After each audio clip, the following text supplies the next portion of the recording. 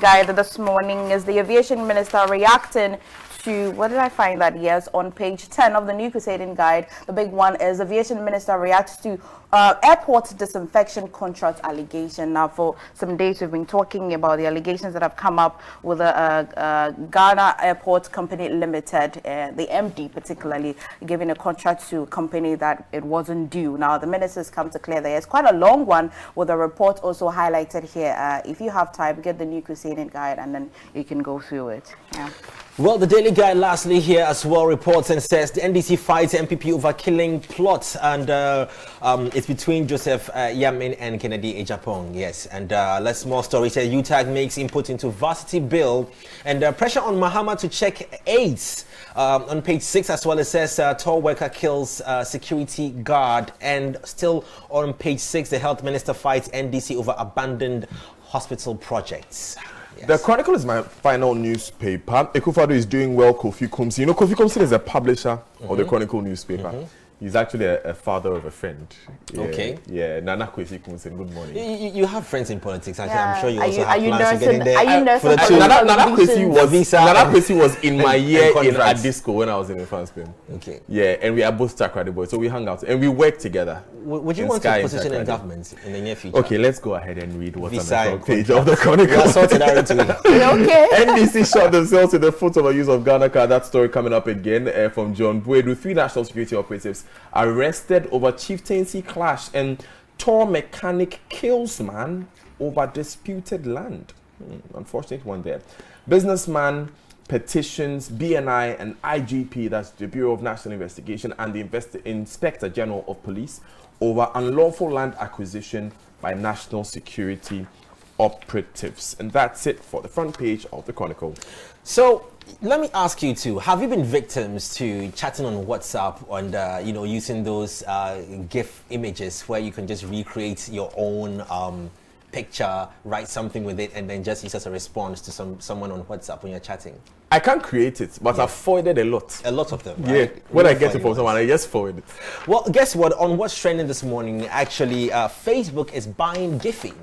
Okay? What's that? $400 million. The app that creates the app GIF. that creates that, yes. Let's talk about expansion. Oh, is this the thing that when you ask somebody a question, they send some Picture. looking like that? Yeah, I think so. right. Yeah. Okay, so there are the stickers. Those are The stickers. stickers are the small ones where Yes. it's like someone is like a one picture, but the GIF is like it's a small video, It's a very short video. that, Oh. you know, That it keeps just going back and I forth. like the emojis. I'll stick to that. Yeah. So those ones, you see those short 1 second that replays. Yeah. and So then if you're on Facebook chat and Yeah. you tap GIF, you can type a word yeah, like And it gives happy, you- and yeah, it gives you options of people looking like they're happy. All right. $400 million. Wow. That small thing that we type in the chat, I'm telling you. $400 million. Interesting. Okay, so let me just remind you that if you're trying hard to get onto It's Joy already- Learning channel on Moto TV, you can call these numbers 0244 340 415 or 030 342 6163. We're still reminding you that if you're struggling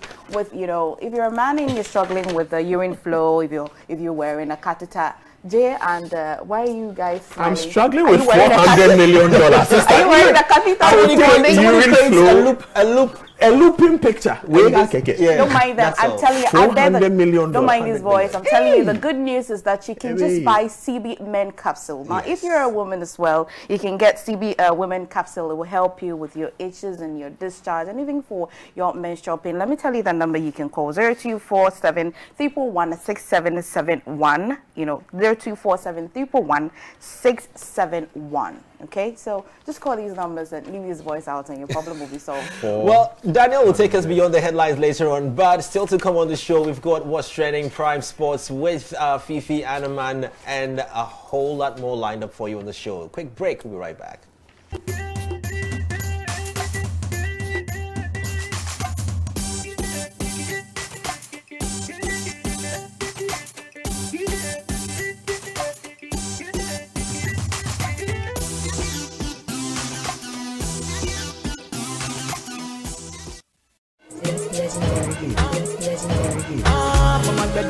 Hello, Mom. Mom. I'm fine, thank you. How's Dad? Your dad is fine. Are you me? You have not sent me the money you promised. I'm so sorry, Mama. I'm gonna do it today. Send it now before you forget again. Okay, no problems. I'll do it now. Check. Are you sure? Yes, so, and I also paid for your cable, and I'm sending you credit for this long call you're making right now. Thank you, my son. God bless you. All right, Mama. I love you so much. Yeah, I'll speak to you later. When you drop, everybody know they tired. All of the girls go do anything for my love. All of the boys go do anything for the money. Then they dance to my music and they show me love.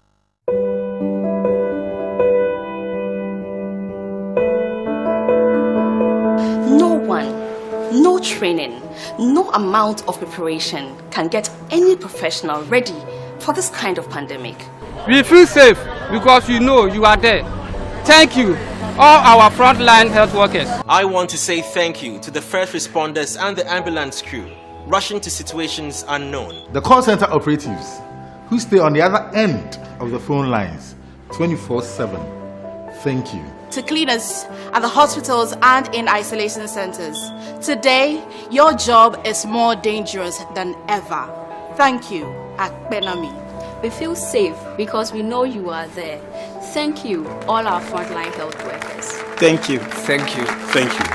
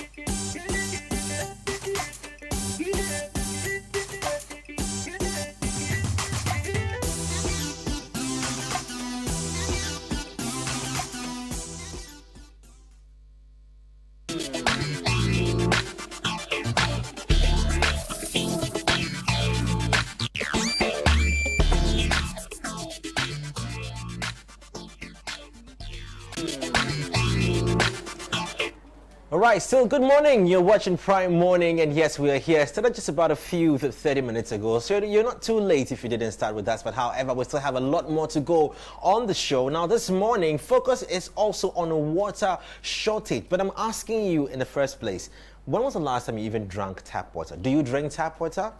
Tell me, I'd love to know. I'm still asking that question and reading your comments live on the show today. Our very first story this morning. So, refund part of our fees due to COVID-19 while students of University of Ghana petition. Now, some students of the University of Ghana have petitioned the school authorities to refund part of their tuition and residential fees due to disruptions caused by the pandemic.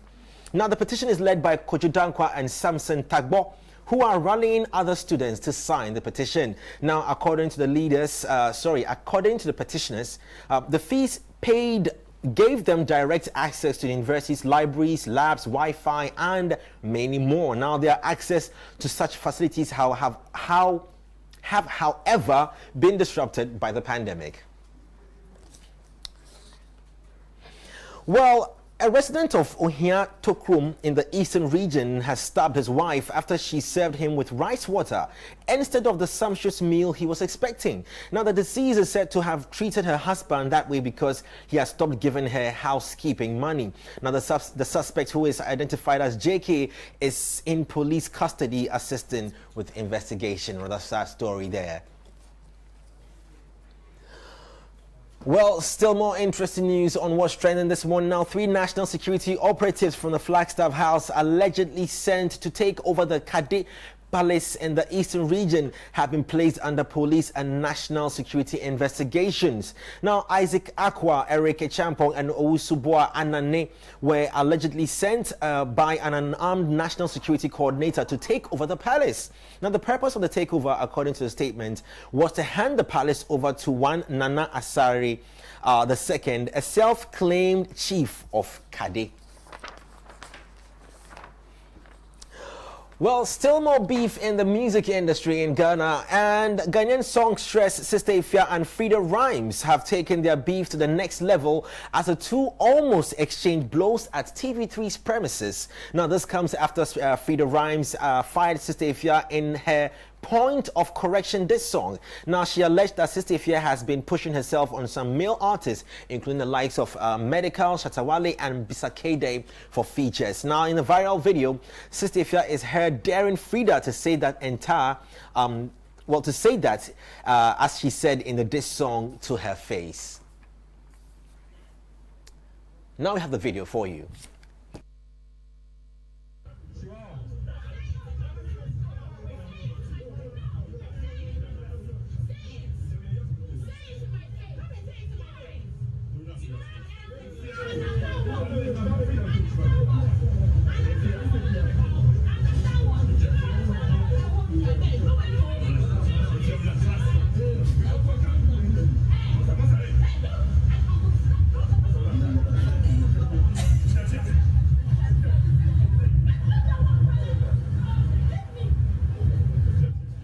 Well, you just saw on your screens the little scuffle that happened at TV3 premises earlier on yesterday between the two ladies. Now, still the ladies in the news, and it looks like it's fire time for the female musicians right here in Ghana, as Rough Town Records has called for an official meeting with Fantana over her termination, the termination of her contract. Now, the reason is that the singer traded insults with Wendy Shea over the weekend. Now, she also claimed that the management of Rough Town Records forced her to lie in a live video. Now, according to Fantana, she was made to lie that Wendy Shea was the person who introduced her to Bullet.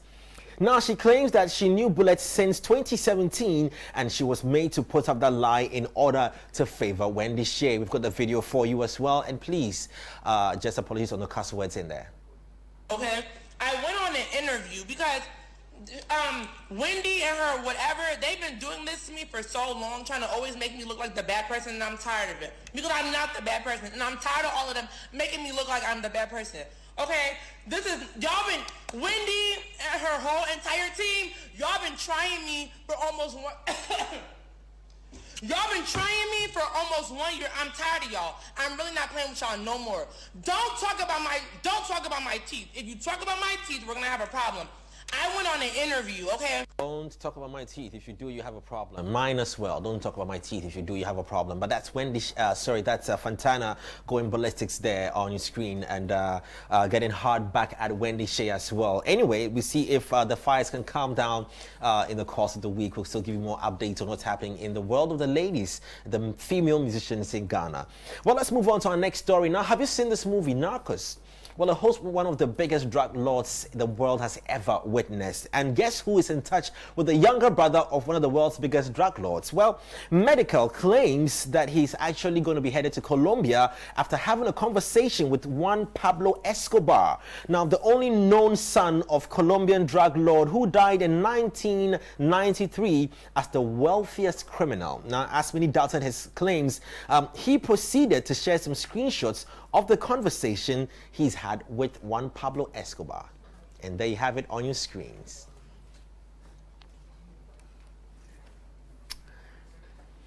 Well, last but not the least, so we did mention it. Facebook has indicated reports that they want to actually buy the gift making and sharing website Giphy for $400 million. Now, Facebook is said to have plans of integrating a massive gift library into Instagram and other Facebook apps. Interesting. Wow.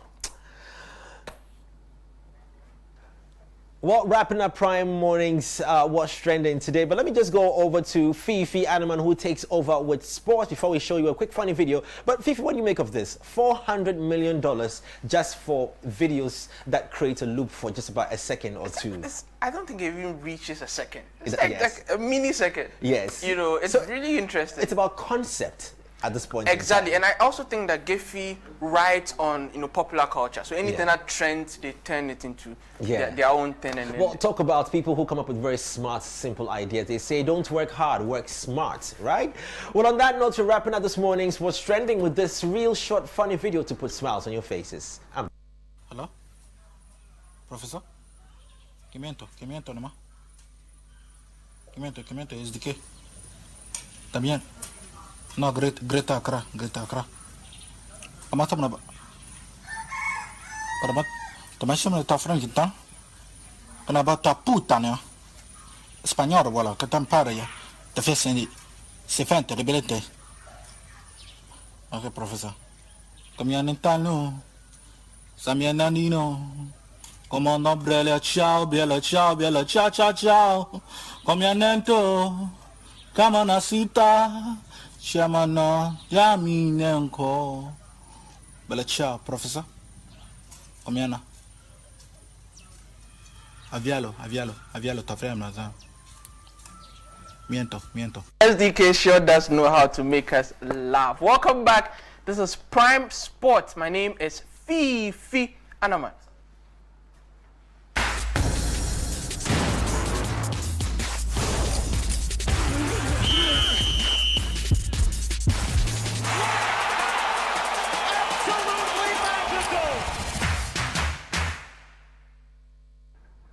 Now, when is the Ghana Premier League returning? Well, Godwin Atram, a former Black Stars player, says he wants the league to return as soon as possible. No matter what it is, I think the FA need to put some measures on grounds to the government, because the government will decide what we have to do and not. Okay. But if the FA put up good measures that people will be safe, then why not? Unless you're not a football man. Okay, Germany is playing without fans. Yes, they're playing without fans. So you want us to start the league, restart without fans? Yeah, we can play without fans. If only clubs don't think that, hey, if people doesn't come to stadium, we won't have fans or we won't make money. But if it happens that way, and we really want football to come back, because we have national assignments. Other countries are playing football even with the COVID. We have national assignment and other things. Then I believe that maybe the FA will decide maybe to support the clubs so that we can play behind closed doors. But football is football. Even with the COVID, if you are home and staying quietly and watching football, you can stay at home. Right, so for those of you who don't know who Godwin Atram is, he's a former Black Stars player. Had a 17-year career that took him from Egypt to Tunisia to Saudi Arabia to Oman to so many other countries as well. So 17 years at club level, also played for the Black Stars, 10 caps and a goal as well. He's also the owner of Atram Divisa, which is an academy right here in Accra. So he says the league should return as soon as possible. Do you agree with him? You can share your thoughts with us right here with the hashtag Prime Morning. Let's talk about Jonathan Mensa, who plays in the USA for Columbus Crew. He has returned to training.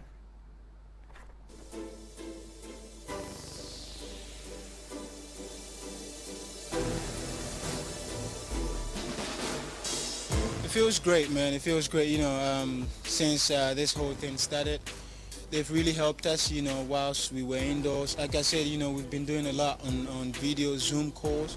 It's always great, you know, to have conversations with the teammates, with the staff. You know, first of all, we're just happy to be back outside, you know, with some fresh air.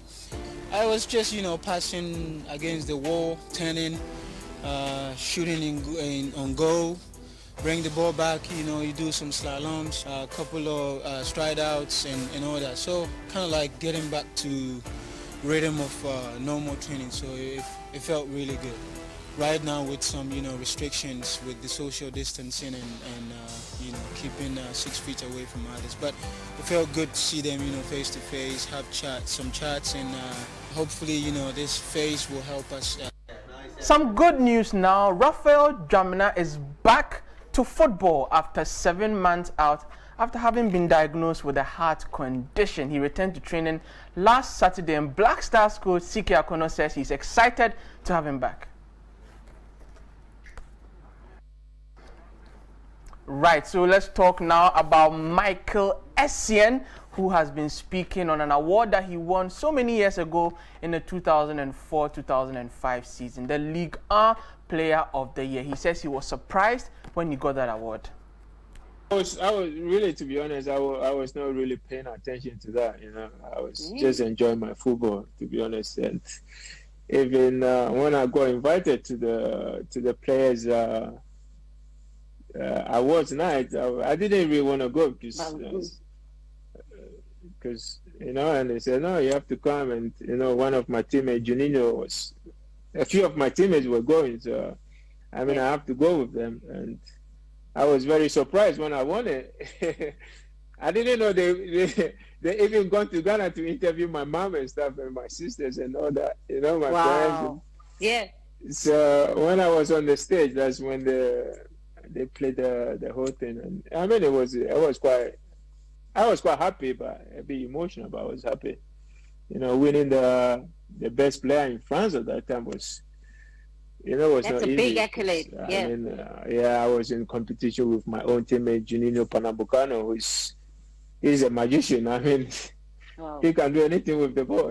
So to be ahead of him, it was something. Speaking to SuperSport anchor Carol Shabalala, otherwise known as Carol Manana. That was in an Instagram Live interview. Now, that season in 2004-2005, Essien also won the Player of the Month in October, as well as named on the Ligue 1 Team of the Year. Now, still staying on Michael Essien, he has opened up on the reason why he left Chelsea in 2012. And then Di Matteo came. Di Matteo, yeah. Yeah, so he came. Obviously, I was coming back from my injury and most of all my match fitness and everything. Yeah. And I remember when we played this Champions League game against Napoli, we lost an away game. Yeah. I think that was the last game for VH Boys. And then the return game,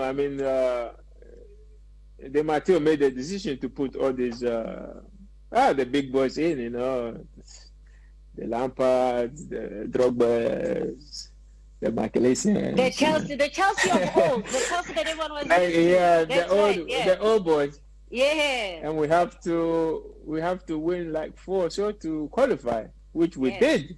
Mm-hmm. It went through extra time and everything. Then I played the whole game. It was tough, but we managed to do it. Then a couple of weeks later, I remember Di Matteo telling me I'm still not much fit, and I didn't really appreciate that, because if I was not that fit, I just played 120 minutes a few weeks ago. Yeah. But anyway, everyone sees things differently. But I didn't mind. I still we work for the team, and so yeah, that's when things kind of going so many people upside down a little bit. Yeah. But then a little shaky. A little shaky, but then out of nowhere, I got a chance to go to. And he spent about 7 years at Chelsea, won the 2006 BBC African Footballer of the Year as well. Now let's do this very interesting story. Now, Asamoah Gyan would have had a better career if he wasn't so lazy. Guess who said this? It's a man who worked with the Black Stars in 2008 as a physical instructor and assistant coach. Mr. Hervé Renard is also a 2-time AFCON winning coach. He has been speaking on Asamoah Gyan, and I quote, "The quality of Asamoah Gyan was amazing. I was always impressed with his timing of headers. He was a very good goal scorer, fantastic player, amazing player. But I have something to tell him. He was supposed to have had a better career, but he was lazy. In training, he was lazy. He only likes the games, but he was the most important player. But I know him, and he didn't like training.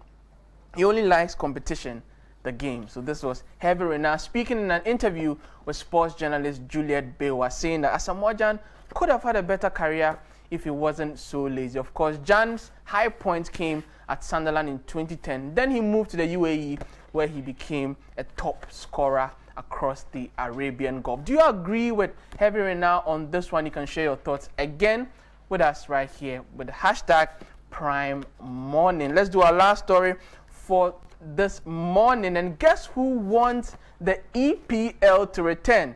Earlier we talked about Gordon Atram, who wants the GPL to return. This one is a man of God, Reverend Eastwood Anaba. Close down stadium.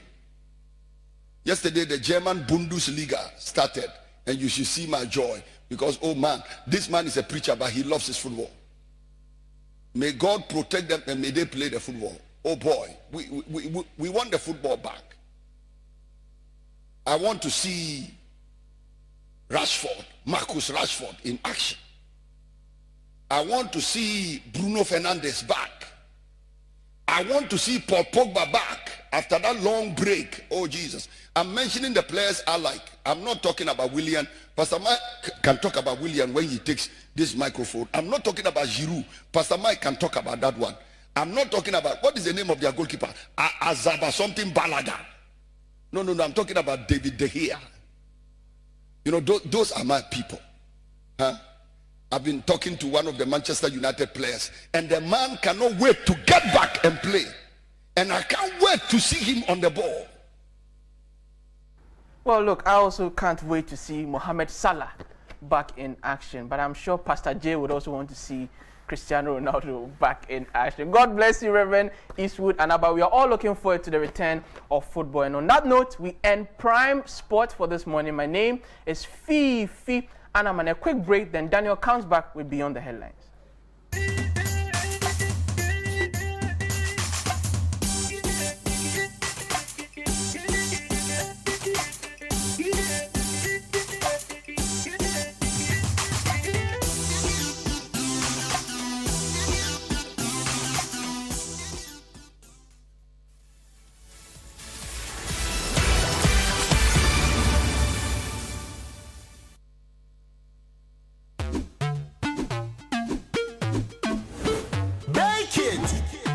Originally gotta take it.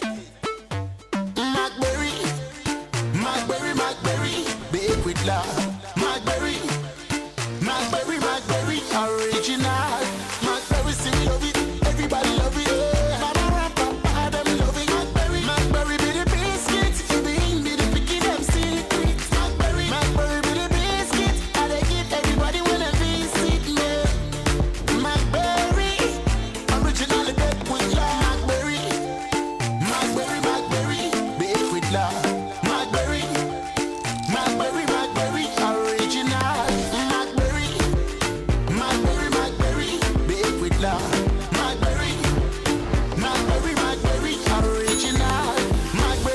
Originally baked with love. This advertisement has been vetted and approved by the FDA. Introducing Cerelac Biscuity, the new baby cereal from Cerelac, with a great new biscuity taste that babies absolutely love. And of course, it's fortified with iron to support babies' healthy growth, just like all the other nutritious Cerelac flavors. Cerelac, big nutrition for small tummies. Unlock banking with biometrics. Now, you can access the ABSA mobile banking app using your fingerprint or facial recognition. Download today. That's Africanacity. That's ABSA. Joy Prime, Hits FM, and the Multimedia Group Limited says thank you. Ayiko. Yenda masalimu juma pa amoye. Frontliners yama wanamo. We say thank you for the good things you are doing for our nation. Yama wanamo. We say thank you for the good things you are doing for our nation. Money, money, echumabo.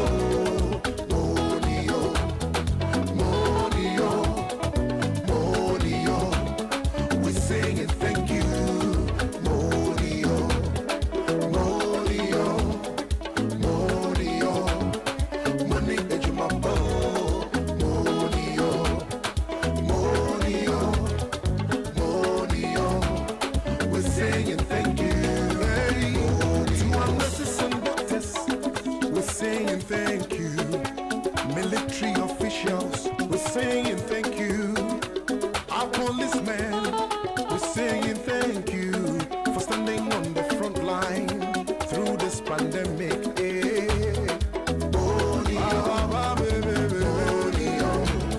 We're saying thank you.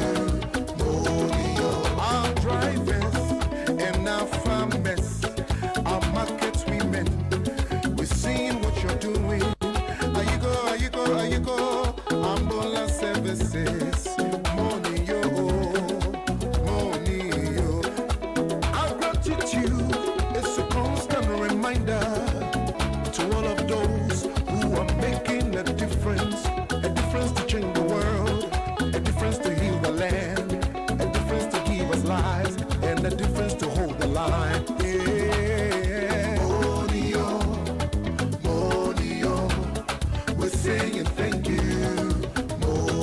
We say thank you to our media in Ghana, other health workers, sanitation workers, researchers, and everyone holding the line for a better Ghana. Frontliners, we say thank you for the good things you are doing for our nation. We say thank you for the good things you are doing for our nation.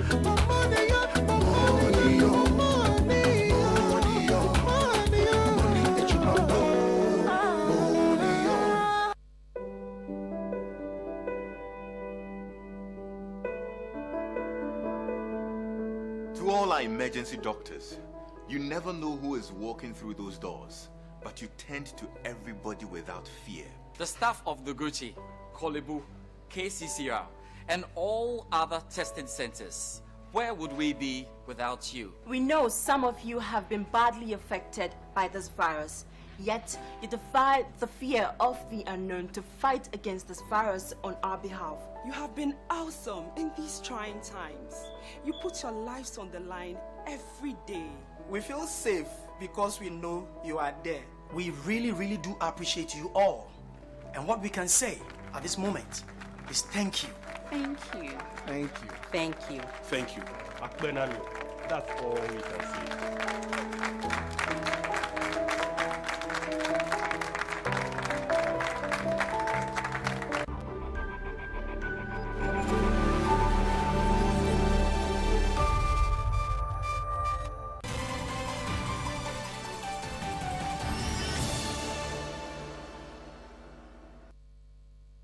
So live on Prime Morning, thanks for staying with us. Let's go beyond the headlines immediately. On the front page of the Daily Graphic newspaper, access to water still a challenge to many. This is a story that has been raging from yesterday as we received complaints from across the country about inaccessible water supply. The man with all the answers is the Managing Director of the Ghana Water Company Limited, Engineer Dr. Clifford Brimer. He's our guest in studio. Engineer, thanks for joining us. Thank you very much. So for us to get a clearer picture of what the challenge is, because we have spoken to residents of Tema, where it looks like the agitations began, and we've also been pooling resources and information from across the country.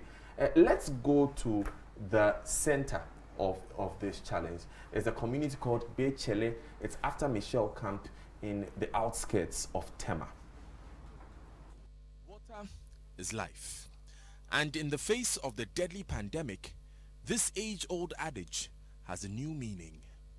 Research by the Center for Disease Control says that persons practicing the recommended hand-washing regime religiously are likely to do so at least 10 times a day. Regular baths also ensure safety. But what if there's no water? Safia is a mother of two who makes a living by selling confectionaries a few kilometers from her home at Bechile on the outskirts of Tema.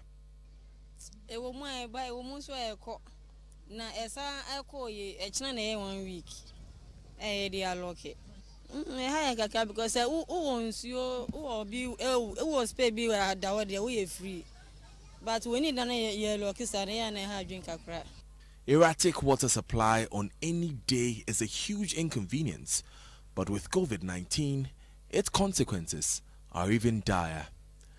This bicycle repairman has had to sacrifice his bath. Two times, once. Because name time I ever.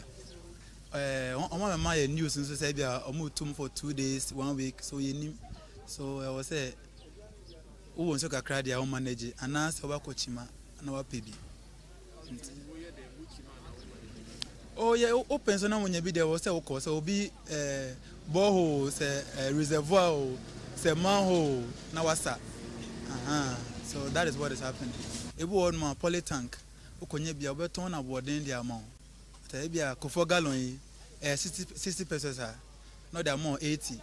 If you got the amount 1 cedi, but you see, shortage of water until we are then better. So that is what is going on. For bar operator Comfort Awuno, the scarcity of running water means the disease is going nowhere. and her business remains on its knees.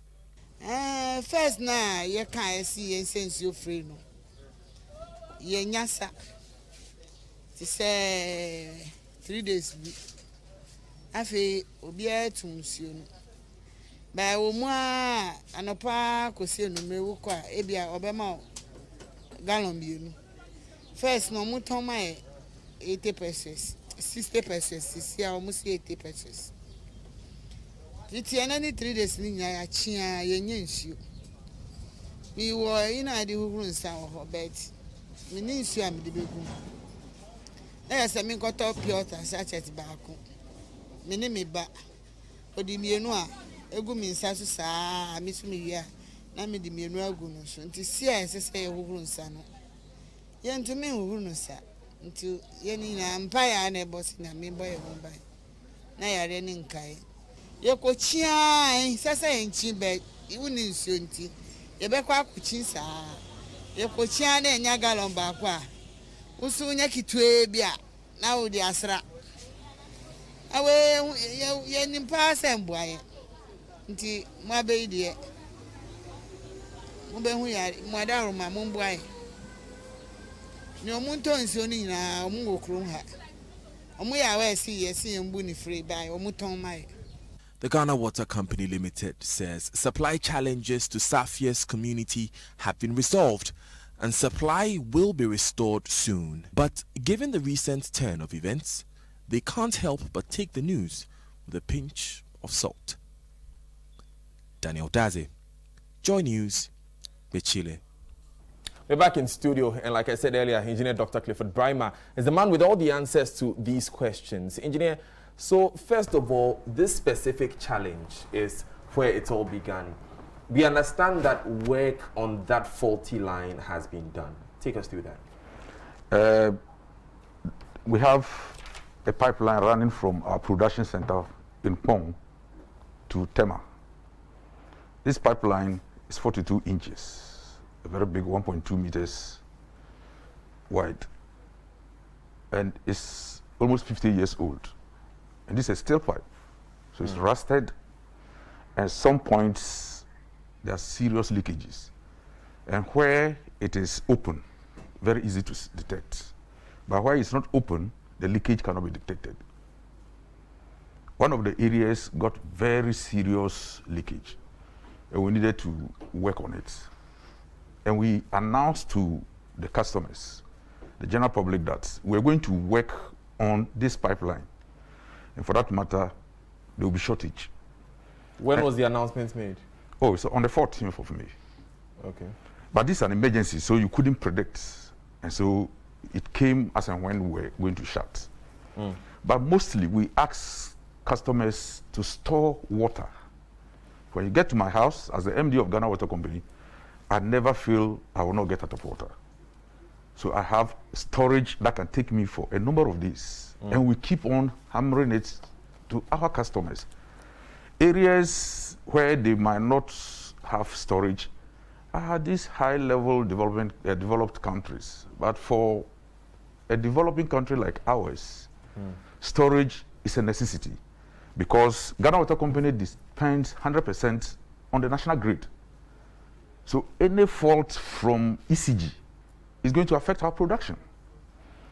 When there is an emergency, either a leakage or something else, and we are working on the line, or there's construction going on somewhere and they break our pipes, they will be shut.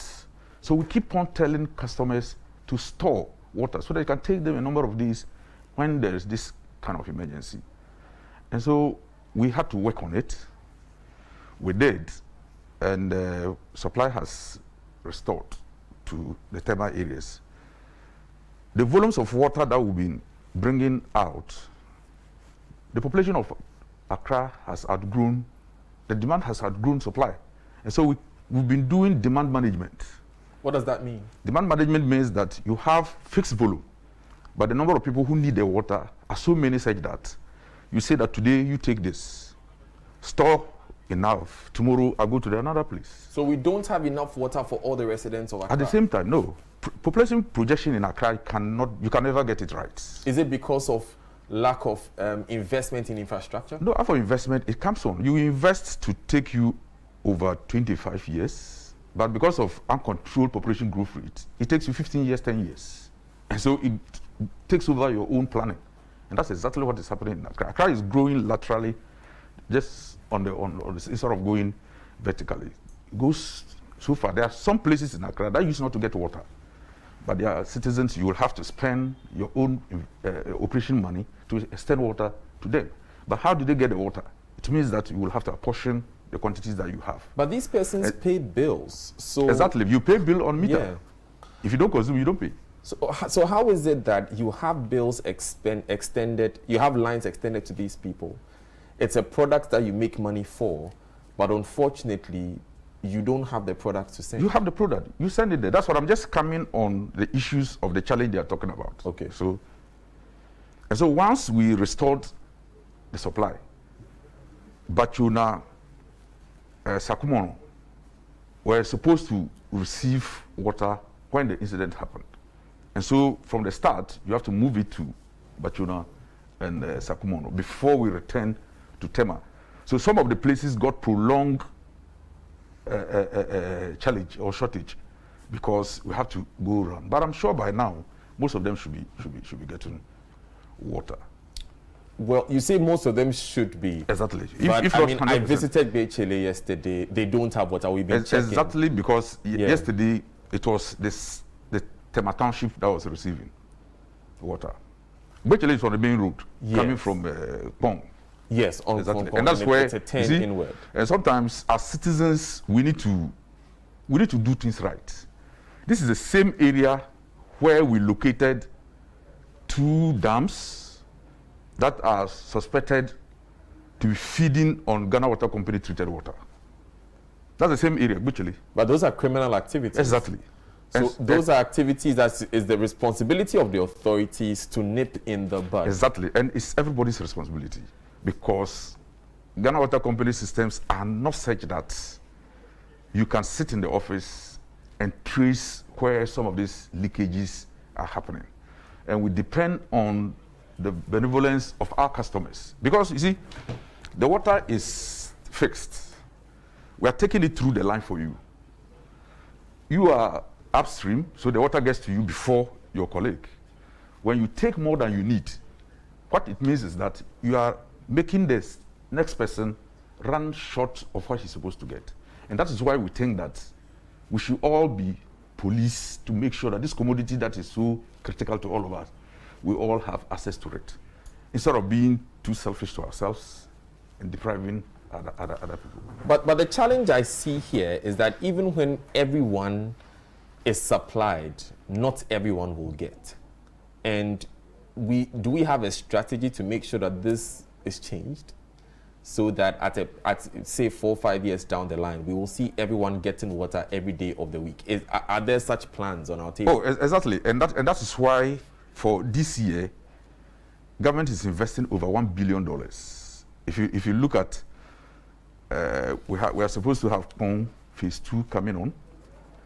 Tichima is coming on. So all together across the country, it's over 1.5, almost 1.5, 1.3, 1.5 billion dollars that is coming on. And that is how you can get water supply, because the population will continue to increase. And Ghana is urbanizing. And for that matter, Ghana Water Company operational areas will continue to increase. If you go to a place like Obenya, for a very long time, they never had water. We had to extend water to them.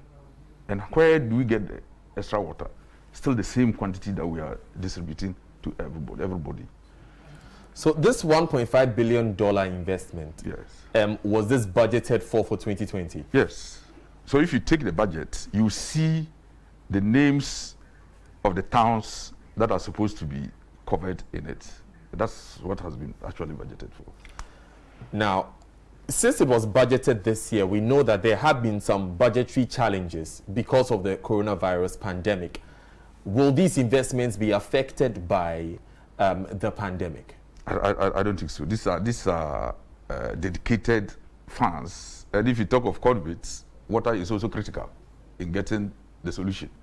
And so I don't think we can do without water. So I don't think it will be affected. No. So which point have we gotten to are we 50% complete? Are we 60%? No, we like if you take Tamale and Damango, had it not been this COVID, we should have cut the sword for commencement of work, end of March. But we had to put it on. But we are working. Yesterday I was with my minister to relook at the time that we will do it and the modalities that we would have, because I saw the president commissioning buildings in Bema camp and also in Kumasi cutting the sword. Yeah. Exactly. So once that has happened, it means that the water sector too, we can continue to get the projects commissioned. Right. Since we are talking about Tamale and Dawango, let me just remind you that wherever you are in the world, in the country, you can watch us live on Facebook and on YouTube. Our Facebook page is Joy Prime, is Joy Space Prime. And we encourage you to leave comments, any questions you have for Engineer Dr. Clifford Bryma, particularly concerning your water supply in your neighborhood. We have a few of them that we'll get to very shortly. We've also been hearing some concerns, Engineer Clifford Bryma, about the relief. We spoke sometime last month, and you assured us that, in fact, the Minister for Sanitation also reiterated that over 80 water tanker companies have been contracted to complement the work that you're doing, so that even if you're not on the water grid, you can still get water. So how is it that people are still being charged to fetch water? Nobody is supposed to be charged for water. And anybody who does that is doing it criminally. It's unacceptable. Because the people who invested their own funds and were selling water in their homes, we've registered them and given them a compensation. The tanks that we put at the tankers are filling. Nobody is there collecting the money. The bills that we are supposed to have sent to customers to pay, we put on it that paid COVID-19 payment. So you are not supposed to pay. That those monies are moved to government for government to pay. And so nobody is supposed to charge anybody for water. So those who are doing it probably are doing it out of their own. But unfortunately, you see, when we talk of the tanker services, in Accra you have millions of customers. It is not for the tanker, the 81 tankers, to be going to everybody's home to say that, do you have water? It's not possible. It's an impossibility. But the case was that, and we were made to understand that there was a system where if you are not getting water or you are being asked to pay for water, you can call. Exactly. The numbers are all over. And you would be. The numbers are all over. We've published them. We've sent them out. Our call centers. We have a national COVID-19 water supply team at the national level, headed by me. At the regional level, we have the regional COVID-19 water supply team, headed by the chief manager or a coordinator. At the district level, we have the same team. So we've told the communities, the customers, that if there is a challenge, call the district manager. The district manager would then call the region, because we also have to monitor the usage, especially for the tankers. After June, the free water, or after COVID, we'll still have a utility to manage. And so you don't do it in such a way that you create a problem so that tomorrow you are unable to resolve it because you have certain issues that you couldn't handle well. So we wanted people to follow a pattern. Those laid down procedures. Exactly. And if you follow it, you get its result. Let's get onto our Zoom call now. And we've been joined by a resident of Pram Pram, Francis Obrinkran. Francis, many thanks for joining us this morning. I'm sure that you have been following the discussion with Engineer Dr. Clifford Bryma. 3 major things have come up. First of all, there was a problem to the Tema line. That problem has been resolved. We should be getting water in Tema and its environs very soon. Secondly, we can't supply enough water to residents across the country, and that's a challenge that we face. And thirdly, if you have a problem with a tanker company, call Ghana Water. Does that answer your questions? Morning, Daniel. Good morning. Can you hear me? Yes, we can hear you. I've been morning to your team and also to the Engineer Clifford. The problem in Pampram, if I have to be very frank with you, as I've listened to the submissions, for the past almost 4 or 5 months now, we've not had regular flow of water. The problem in Pampram is started way before the COVID era. If you look at even from November, December, we've been buying water. The pipes have been laid. We have meters in the house. What happens is the pipe sometimes even flows once a month or even in 2 months. And what happens actually is sometimes the water does not get to the residents. I heard the engineer mention that people store water more than they need. Yes, we have problems of illegal tapping. And I don't think this issue we can bury this issue under the rugs. Most of these big institutions, these water companies, these washing bays, etc., even find a way to store excess water at the detriment of the residents. You find out that we buy water. Even I bought water about 2 weeks ago. The 10,000 liter tanker is selling for almost about 350 cedis. Even the 1,000 liters is selling about 50 cedis. We even during the COVID era, if you need water in Pampram, they tell you it's either you buy it or you go and get your own tanker. Nobody is going to give it for free. We've put this issue across several times, even to the district level, but there's no solution. Our problem is not really with the thermal lines. We've not had water since 2019. If you look at it from around November, December, we've not had stable flow of water. Right. So, Francis, I hear you raising two key issues. The first is that apart from the thermal problem, you have your own challenge. The second, which is more key, is that you have made reports that you still have to pay for water even in this COVID period. And we are still in the period because the intervention lasts till June. And you have not heard any response from Ghana Water. No. So you find out that every tanker in Pampram or the Ningo Pampram environment is selling water. So far, I've only seen one tanker that came with the government intervention. But the rest, if you need water in your private homes, you have to buy it. I mentioned to you that even the 10,000 liter tanker is going for 350 cedis. Suddenly, there are a lot of tankers selling water. Nobody knows where they came from. Nobody knows who owns them. And that's a very critical problem for us. Okay, let me bring that quickly to Engineer Brimer, because clearly you hear him say that he has made reports. He's still facing the problem of having to pay for water. I'm sure the region is listening, and maybe the district manager will be asked to give some report on that. I was in... when this COVID, I was in Pampram and Ningo myself. A weekend, it was a Sunday, nobody from my outfit knew. I drove into the area and moved around. Sincerely, I went as far as Ningo, not the old Ningo, the new Ningo. And I met this old lady, I had a chat with her. She was giving the water for free.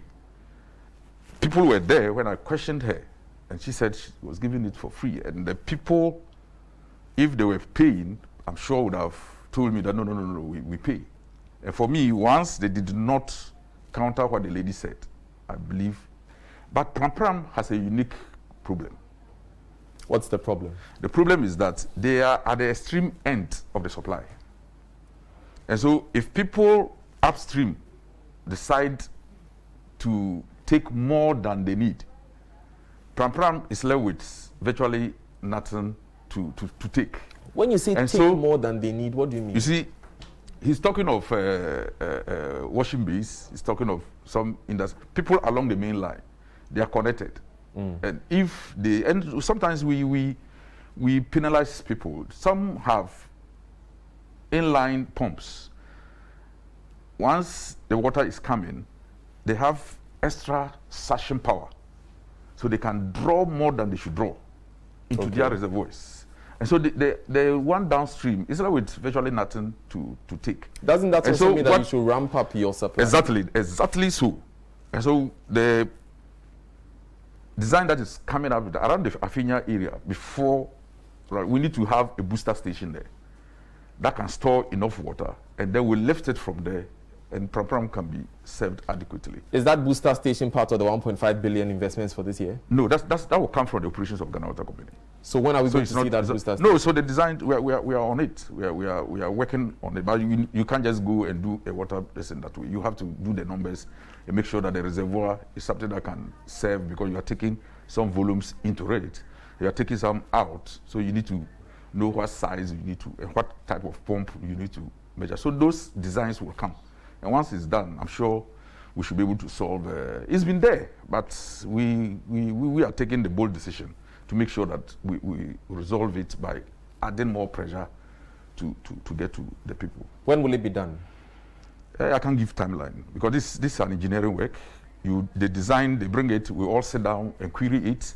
Every engineer has his own idea as how they think things to happen. Then together we'll come to consensus, and that is what we move to the next level. But with the greatest of respect, Engineer Brima, you are my senior when it comes to this work. But with my familiarity with construction work, there's always a deadline with any design, because there's procurement that has to be done. It is when those preliminary designs are done, and so you can put timelines on it. But if you've not been able to complete your design, what are the challenges? What quantities do you need? These are all studies that. But all that work can be timed. I mean, exactly, but we haven't. We haven't timed ours, and I will not sit here and give out timelines that I might not be, because immediately I mention it here, you take me on it. It's not about taking you on. You take me on. And so let's get the right times, and when you ask, we tell you whatever that I'll tell you. That's what the Tema region will tell you, and that's what the production people will tell you. And so it shouldn't be different, because we're running one company. Okay, let's get another resident of Pram. Ani Osabute has joined us on the line, on the phone lines. Ani has been calling you. Oh yeah, he's been calling me. So this must be a familiar conversation then, Ani. Exactly. He's around Dawinya or something. Yeah. Ani, give us a snapshot of what the challenge is. Yeah, good morning. Let me just say good morning to Engineer Brima. Indeed, I've been calling him, and very, very good to us here. Anytime we have a challenge, we call him. But the problem is that, the last time the water came, and I think it came on a Saturday night for some 2 hours, and then it was off. Because initially they told us that we'll have it on Friday, to stay on Friday, Saturday, and then Sunday morning they'll take the water off. But unfortunately, it's not been happening. The last time I inquired, they told us that the pressure was low, always in the pressure. So I honestly don't know what the problem is. On Sunday afternoon, for example, I drove down to Mingo area, to the small communities, and I saw a lot of people still struggling to get water. So I personally don't know what really the problem is. And I understand you've had to buy water for the members of your community. Yeah, so that's what happened. One day, we had the ministry sent 5 tankers and we distributed. So afterwards, then I ordered me for more into a polytank that I have to be forced to buy. So what happened was that, I just live in a community with the people. I know these people.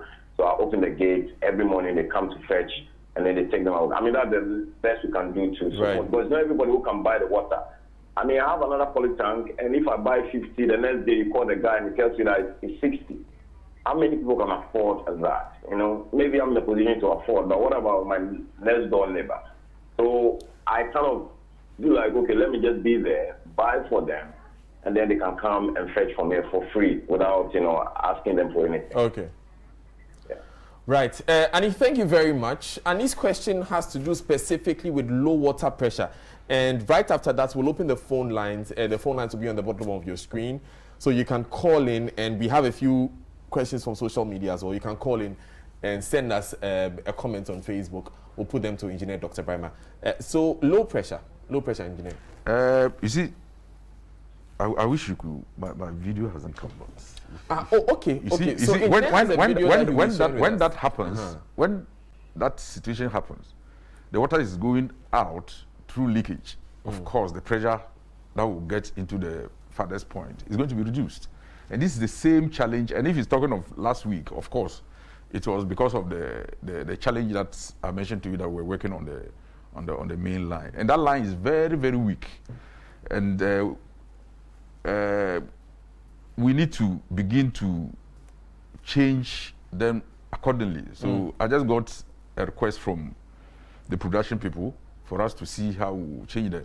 And so very soon we'll be telling the Tema and then the Winya and the Pram people to brace themselves. Probably every month we'll take them off a number of days to be able to get it fixed, because we can't do it at a time.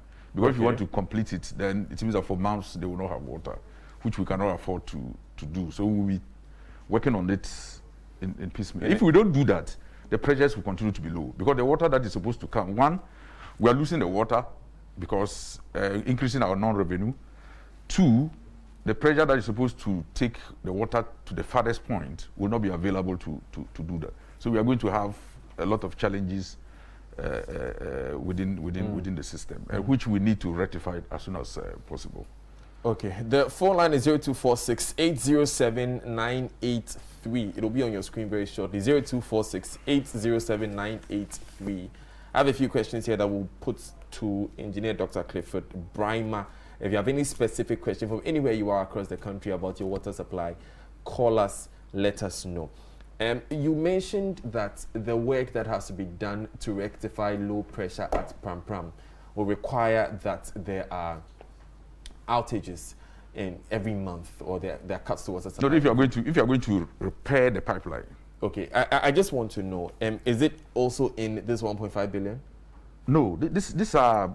It's part of the design project. No. This exactly. This are Ghana Water Company. You see, these investments for the treatment plants and the new systems are carried by government. Okay. Then the other ones are done by the operation. The tariff you pay to me, that's what I use to extend water to another person.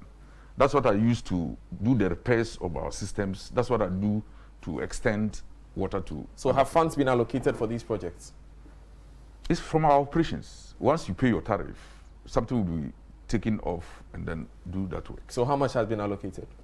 From Ghana Water Company, we haven't fixed. It's an operational thing, so it's ongoing, and so you don't normally put aside. We have an account for critical maintenance, which we put our own money exactly from it based on what we need to do. Oh, then it means you can go to work immediately on this. Without the design, you can't go. And also without knowing the weakest point, because if I want to change the pipeline, the first thing is to be looking at the weakest points. Okay. Because there are those that will give way if there's any increase in pressure in your line. So you take the weakest part first, the next one. So all this new, you have to profile the pipeline. Okay. Agnes is on the line from Suhum. Agnes, good morning. Thanks for calling us. What's the challenge at Suhum? Okay, the challenge we are having here is about the water. Alliance government said we are to have water free, the pipe.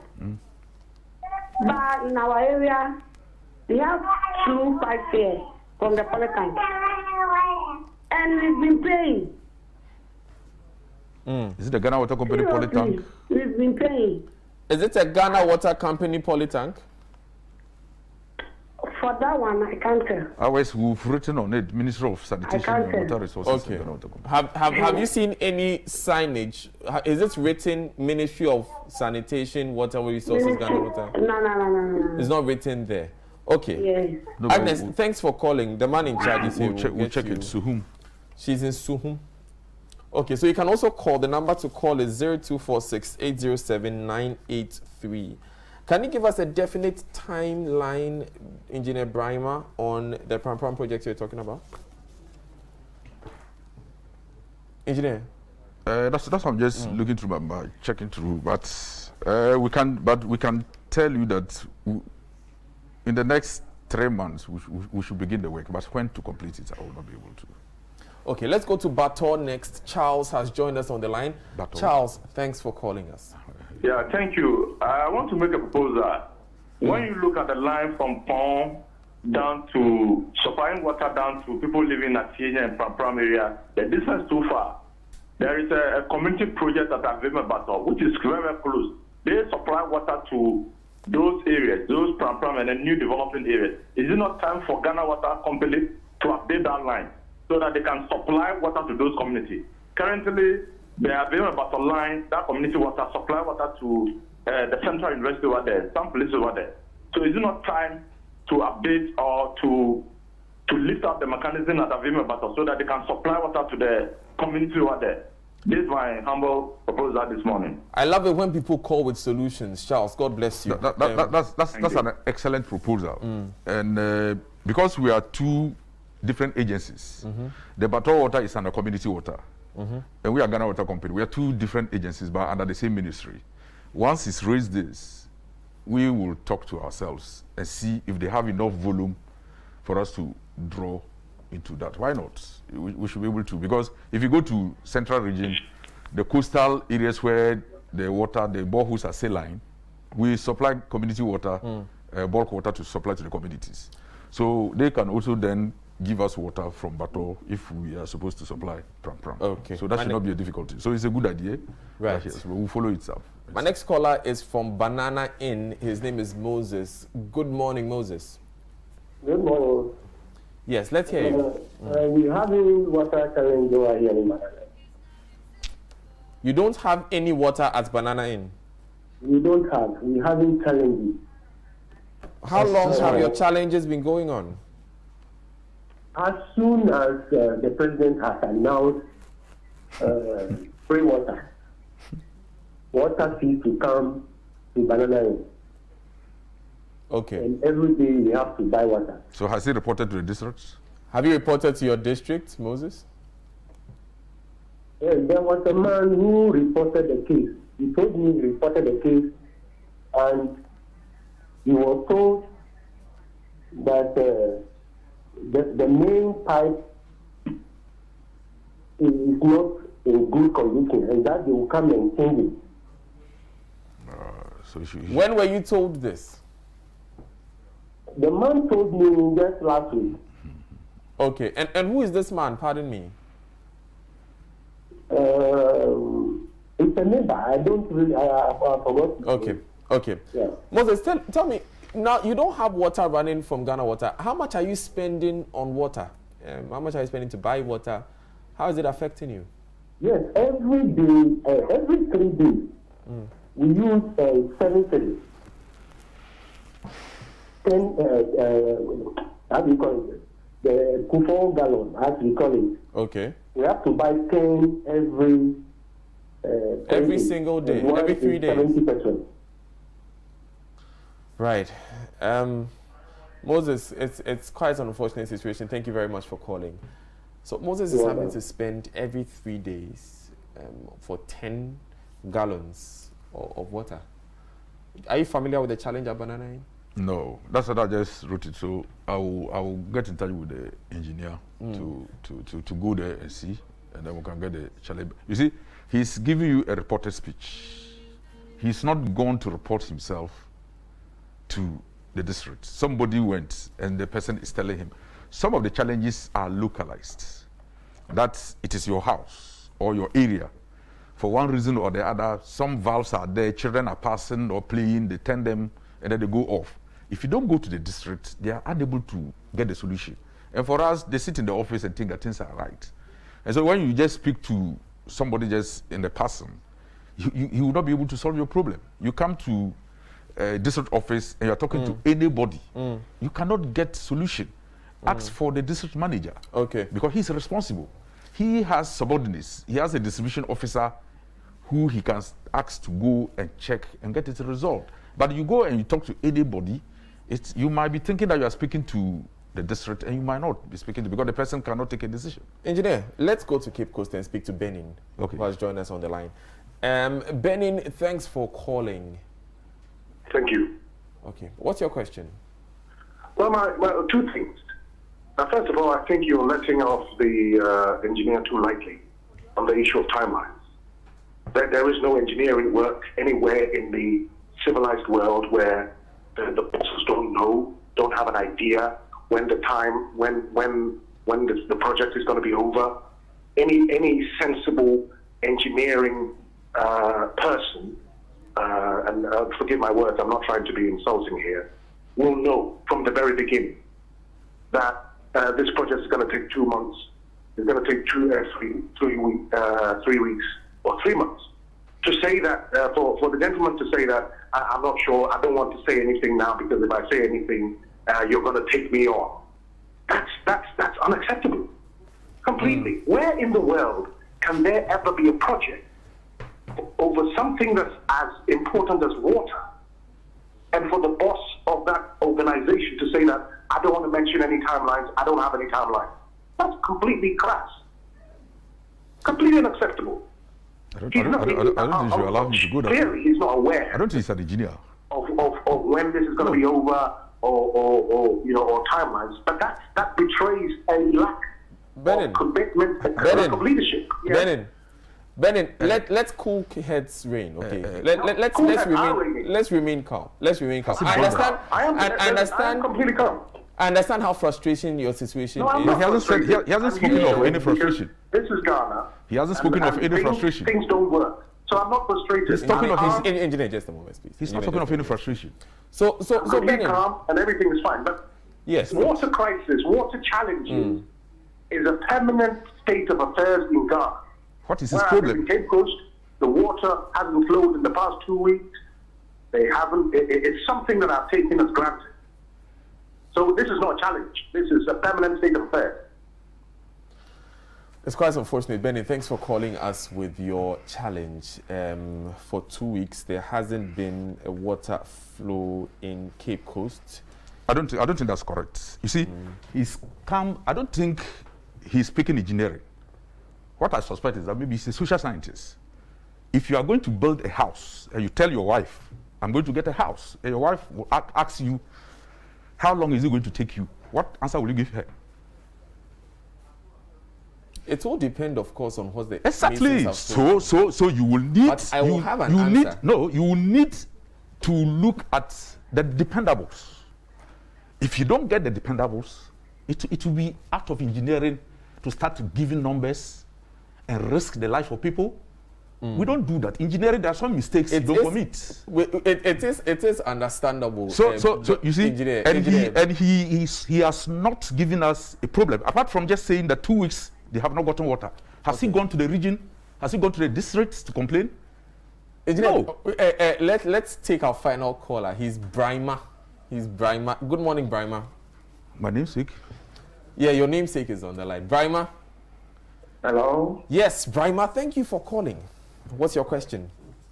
Yeah, my question is, Atua Hospital, being a street hospital, for the past 7 months now, we have been facing serious water shortage, and we don't know the problem.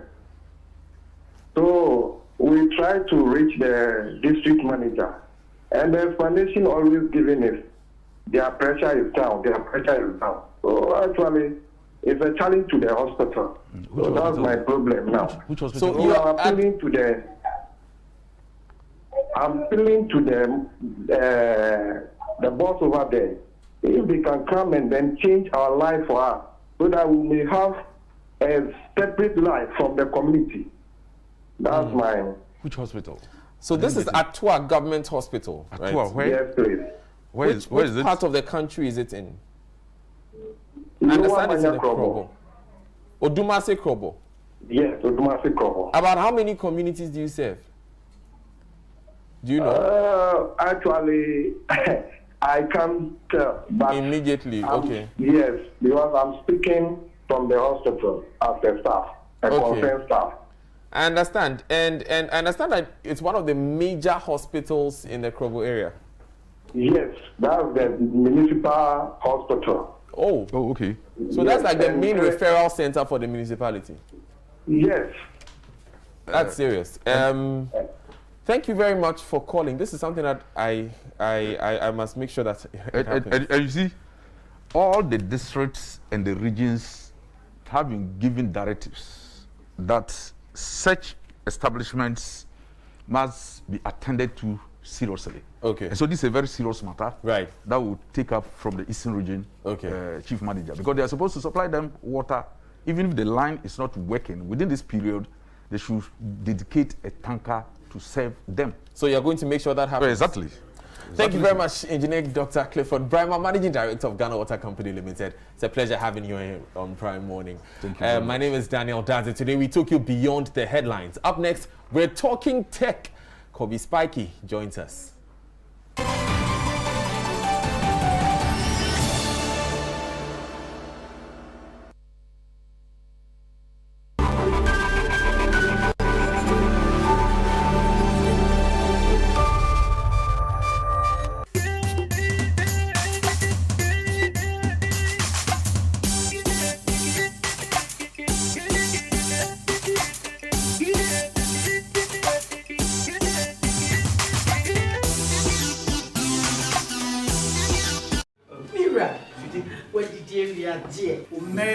CB Men's capsules. And you may use Badarma, Bohobio, CB Men's capsules by dear. What 2 points?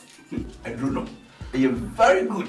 Say them again, I'm sorry, I'm to intend them using it. He said, we need you so we are Arabia house to be credible. Said to say, my young so dear CB women's capsules. Hey, if it's a cool woman, it won't fee and so. Hey! CB Women's Capsules with the Ajo. Also, CB Men's Capsules, Ajo. Suziana. Ghana man, Merman Damase. Our pharmacy, chemical, ni herbal shops ni name. Et to form Fresh Suzy Herbal Center 0247 111671 and 0246 578750. CB Men and Women Capsules. This advertisement has been vetted and approved by the FDA. Let's show the world how good we are with our essays. Joy Learning Essay Club on Facebook offers junior high and senior high students an excellent opportunity to show the world how well they can write. In only 200 words, write on the topic for the month. How can Ghana make e-learning accessible to all? Your essay must have your name, your age, a contact number, and your school. Send us a direct message of your essay to Facebook at Joy Learning TV. Yes, on our Facebook page. Win the loudest applause from us and become an ambassador for Joy Learning. Remember, the deadline is Monday, 25th May 2020. Essay Club is brought to you by Joy Learning. Joy Learning. Keep learning. Life sometimes presents us with unexpected situations. Like in the event of a fire outbreak, it takes less than 20 minutes to move from this to this. Timing is everything. Dialing 112 in the event of an emergency gives you direct access to the Ghana National Fire Service with a guarantee of the fastest response time. And now with the National Digital Property Addressing System, be rest assured that we can locate you directly at your point of call. So never hesitate to call in the event of a fire emergency. Dial 112. 112, help will come. 112, we are safe. Avoid prank calling as it can lead to loss of life of persons in actual need of help.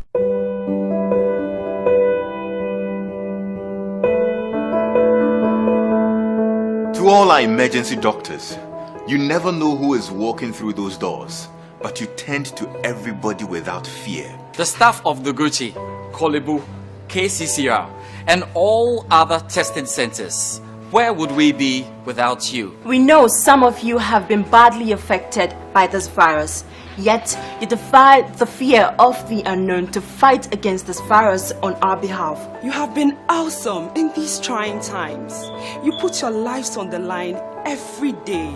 We feel safe because we know you are there. We really do appreciate you all. And what we can say at this moment is thank you. Thank you. Thank you. Thank you. Thank you. That's all we can say.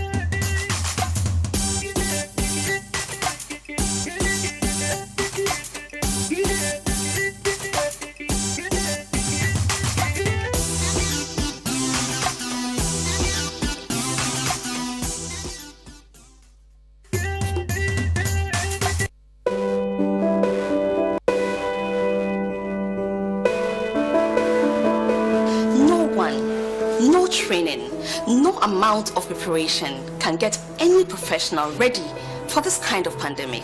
We feel safe because you know you are there.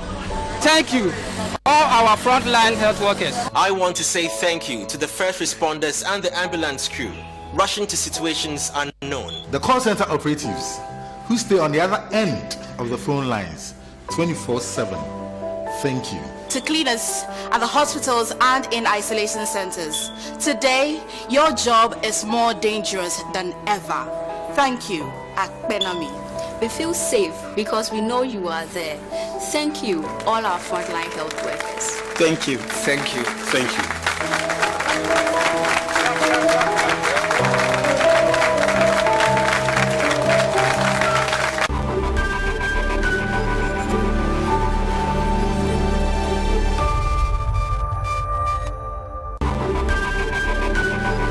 Welcome back, and this is the Good Living segment. Now, we've been talking about how you can take care of yourself, especially during this COVID-19 era, looking good versus being taking care of yourself. I mean, safety, I should say. Now, Jennifer was out there to look at what's been happening in the barbershops and the salons, spas. Let's take a look. When we come back, we have a conversation.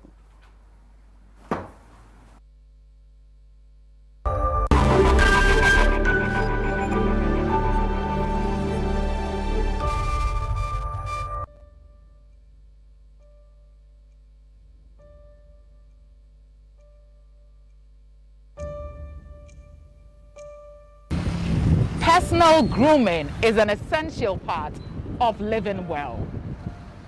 Hair, skin, and nail care.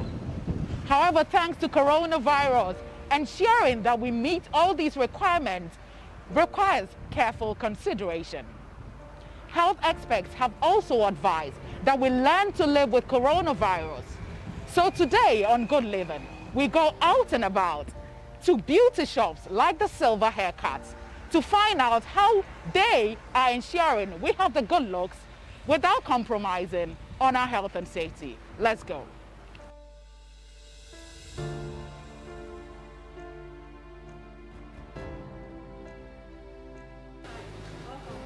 Thank you.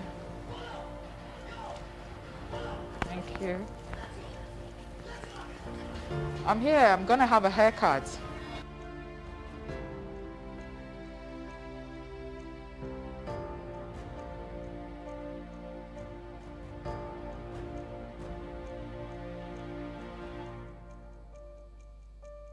Right, I'm here at Pairs a la Mode, right here at Nana Junction. I'm gonna have my eyebrows tweezed. Let's see how they're functioning without compromising on health and safety.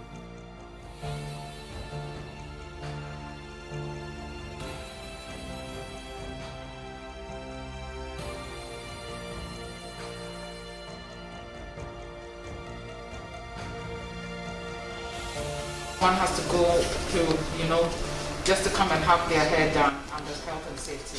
Because of this coronavirus, we don't give too much customer in at the same time. We book an appointment. Social distancing? Yeah, because of the social distance. So we book an appointment. So if it's not too much in, we tell you when to come and we welcome you. That's how we do it. Don't stay home. Don't have your hair too bushy. Don't skip out on your beauty routines. You still can have a normal life during this COVID-19 period. Right. So as you can see, I'm all sorted out right here at Silver Line Haircut. Join us in studio for more discussions. You still can look good during the corona time.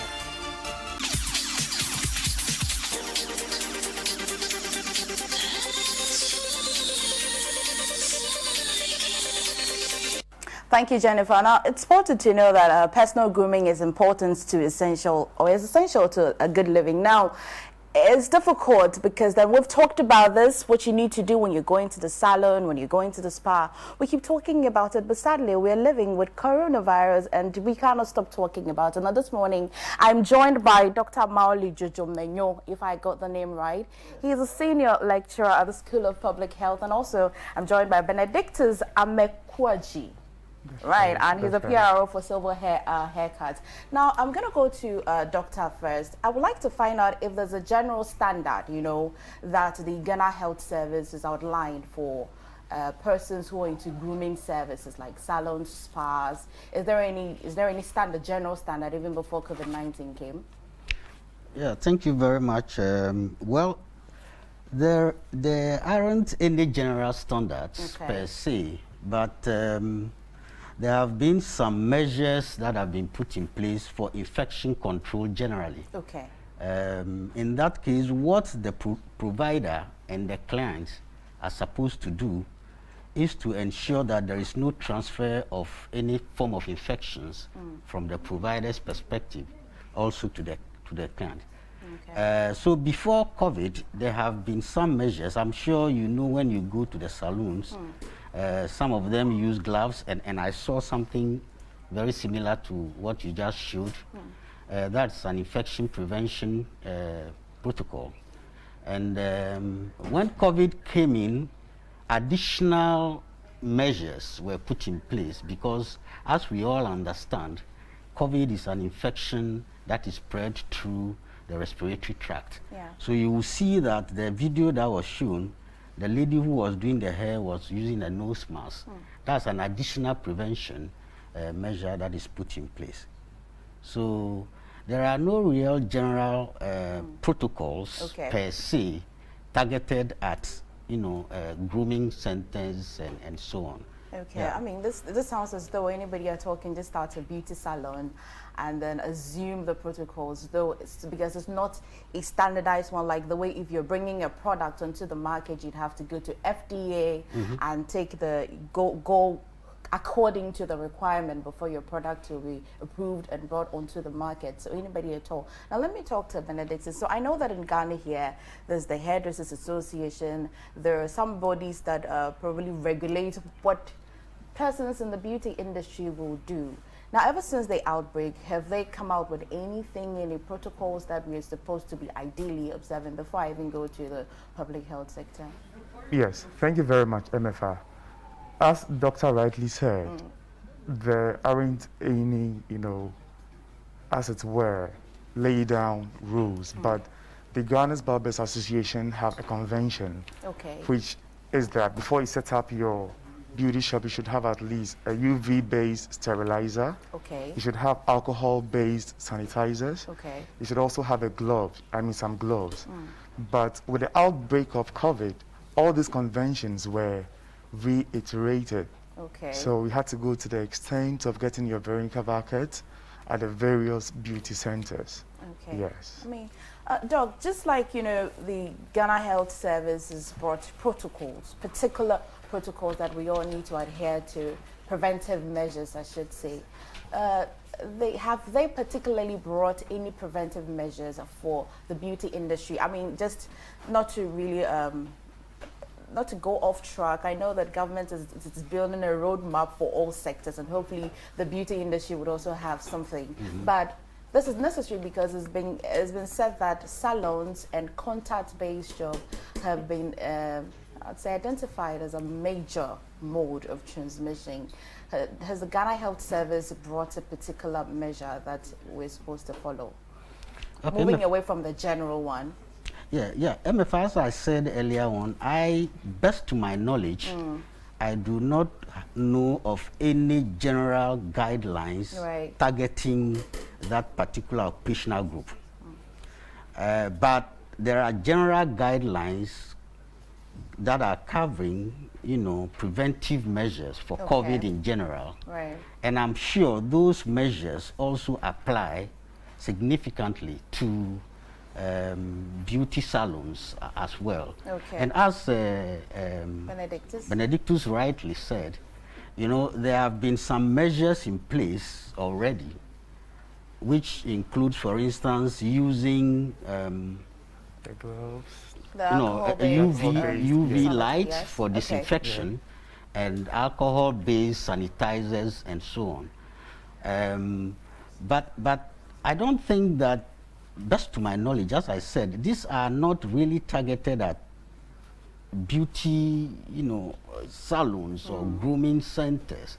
But as an association, probably with the outbreak of COVID, probably the members have come up with some conventions, probably on their own, which is appropriate because you know, when in such situations, every occupational group or institution try to actually look at the risk that their work poses. And then I'm sure it is in that same vein they have developed these conventions. But as I am aware, I'm not really aware of any guidelines developed by Ghana Health Service that is targeting beauty salons. But they are conforming quite to a very large extent. And then you can see that from the videos that you just showed us. If I understand that the general or the standard of starting a beauty salon is near to the requirement you need to go through during this COVID-19 if you're operating a beauty salon. No, but I did you're a PRO for a beauty parlor. That's right. Tell me, what have you been doing? What differently have you been doing ever since the outbreak? Okay, so with Silver Haircut GH, what we have been doing, we've gone the extra mile to purchase a diffuser, and doctor will bear with me that, or will agree with me, that WHO has come out with a directive that the virus is able to be in the atmosphere for a period. Now, this diffuser is a young living product which comes with essential oil, and we all know how medicinal essential oils are. And so the diffuser, at the end of the day, diffuses the atmosphere within which our, service providers and our clients exist. And we have also gone to the extent of taking online booking, so we don't have a number of people trooping into, workspace. Yes. Now, doctor, you have a vast knowledge in public health. What would be your ideal protocols that would observe? I mean, like you said earlier, there's the general standard, but I've been to the salons where you normally wouldn't go with your towel, with your combs and all of that. As somebody who has got vast knowledge, what would you advise that we do? Well, ideally, you see, in providing a service, as I said earlier, what you want to do is to ensure that you do not transmit anything from one person to the other. So I think that the clients, if you are able to provide your own accessories, for instance, if you take your own blade. That's for the consumer. Yes, right? yes. I mean the clients. You take your own blade. If you are going in for a haircut, you have your own hair clipper. And then you can even use your own sanitizers if you are not very sure of what is available there, because even among the sanitizers, it is not all of them that are effective. Absolutely. So if you can provide your own accessories, that is a way out of it. And also the provider can also, for instance, like social distancing, which is one of the protocols that we are supposed to observe, so that not years to control HIV, for instance. And in fact, even with HIV, we know the means of transmission, so it is easier to control. But COVID-19, the biology and the epidemiology keeps changing. We're still learning a lot of things. All that we know so far is that it is airborne, and then it falls on surfaces, and then the hands are able to transmit it and so on. So anything that you do in order to keep hand hygiene, that is a preventive measure. So I expect that those who are providing the service and those who are receiving the service, who are the clients, will put in very strict hygiene protocols in order to safeguard against contraction of the virus. We went onto the street. We went onto the street, and then we have some vox pops. Let's listen and watch as well.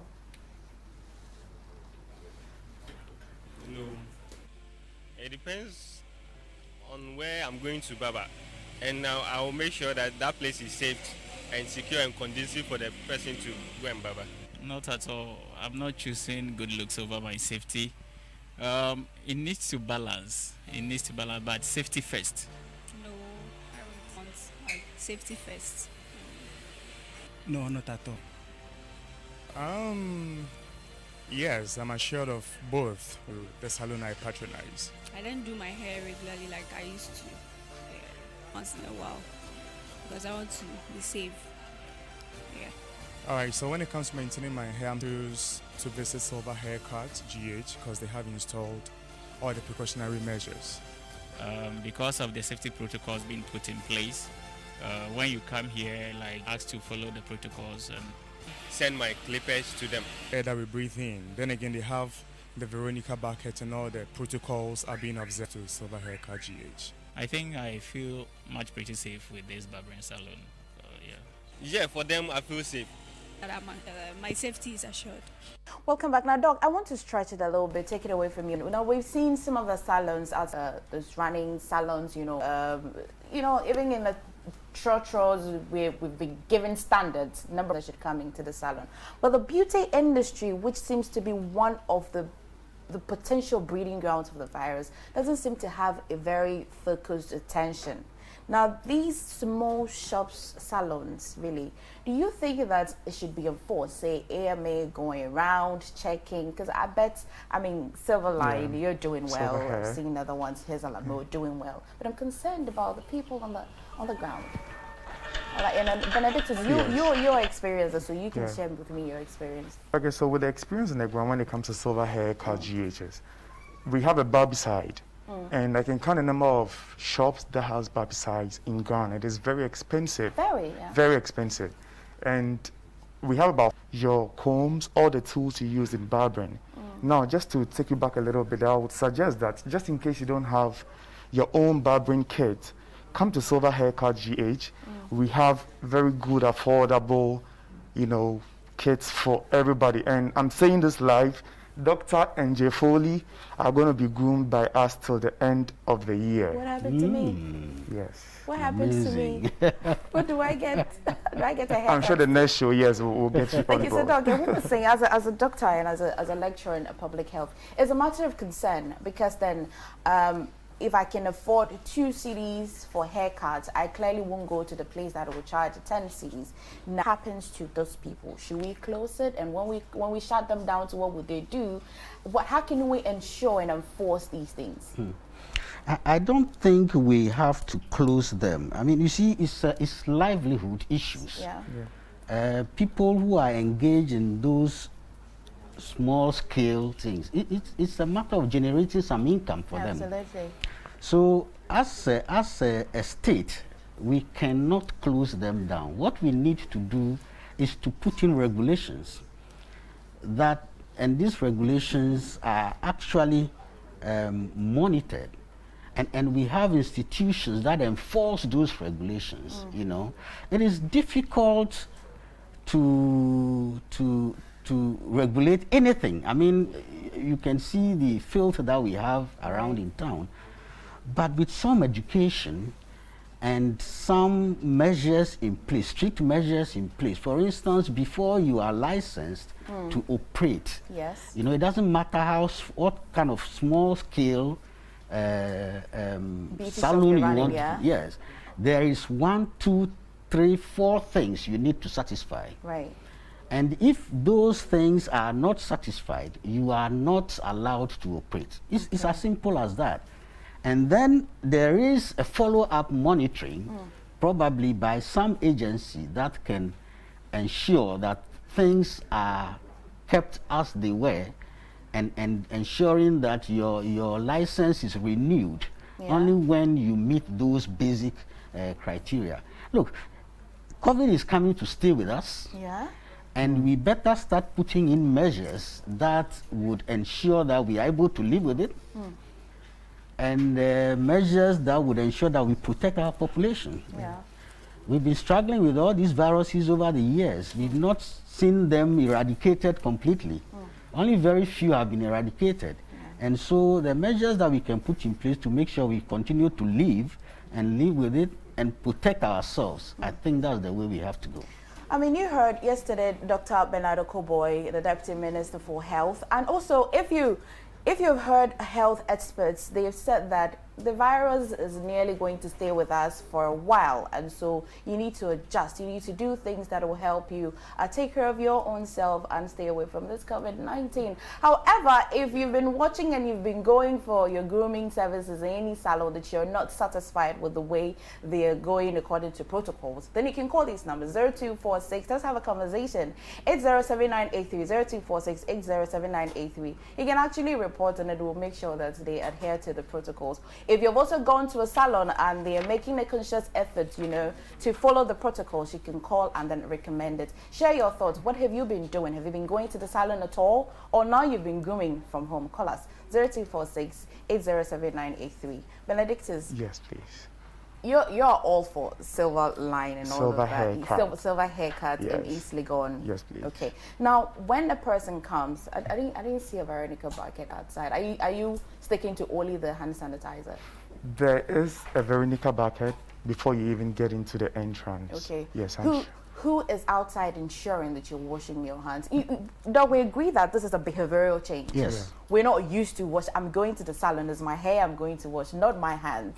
And so this is entirely new to me. People would forget. They would probably even hold the door handles before they remember to go wash their hands. But who is ensuring that somebody is washing their hands? We have a receptionist. We have receptionists in all our shops. Okay. So she's a frontline officer.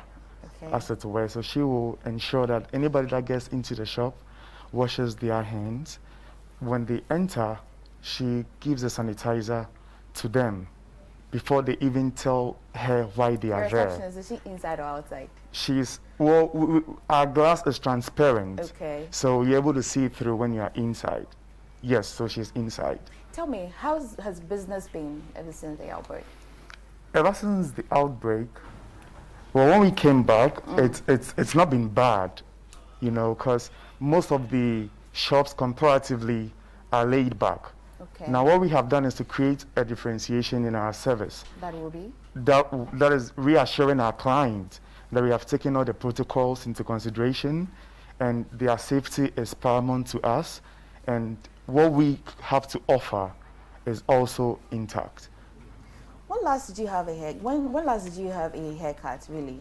Was it this weekend? Have you even been to the salon ever since, you know, we recorded our cases in Ghana, even after the president lifted the partial lockdown? Have you visited the salon? What are you doing differently? Later on the show, I'll share with you some of the things you can do as a woman, even if you don't have to go to the salon. But you can call us on 0246 807983. 0246 807983. Doc, I'm still on the matter of what's happening on the ground. It would have been appropriate if I had some enforcers here to tell us what. But in the salon, typically, if you've ever been to the salon with your wife, I should say, or your daughter. In the salon, typically, there's towel, you know, there's towel for, it's not one towel to a customer. All right. What should we be doing to our towels and with our towels? Towels in our shop, for instance, they are kept in, how do you call it? They are kept in... Towel warmers? Towel warmers. Now, before we even put them in the towel warmers, we disinfect them with antiseptics. To make sure we don't have a fear of any form of viruses at all. So basically, that's what we do. Doc, is this tech? Well, and what is likely to be in. So, you know, it is good to start thinking about things that you can do for yourself. All right, Doc, I have a caller from Volcko. Hello, Blessing. Oh, no. All right, so you can still call us on 0246 8079. 0246 8079. Surest ways of acquiring them. Sure. So, for instance, if you reduce the number of times you have to visit the salon, you know, that in itself is a protective measure. So, if you've been doing this for maybe twice a week, probably reduce it to once a week. Doc, I'll hold you at the beginning. Hello, Blessing. Yes, hello. Hi, good morning. Good morning. Okay, thank you for calling us and share with me your experience. Actually, here in Volcko, the salons and the barbering shops, they are open. Okay. But we are scared to go there. Why is that? Because... Hello, Blessing. Hello. Yes, I can hear you. So we want you to ask the doctor that what can we do? So you're scared to go. Is it that these salon operators are not adhering to protocols? Yes. They don't have face masks on. They don't have enough instruments to use in barbering hair. Oh, I see. Okay, that's a challenge then. So this no. Okay, yeah, that's a big one. Yes. Yeah. You see, she's raised a very important point. That what should they do? I think we can also, as clients, insist on some basic things.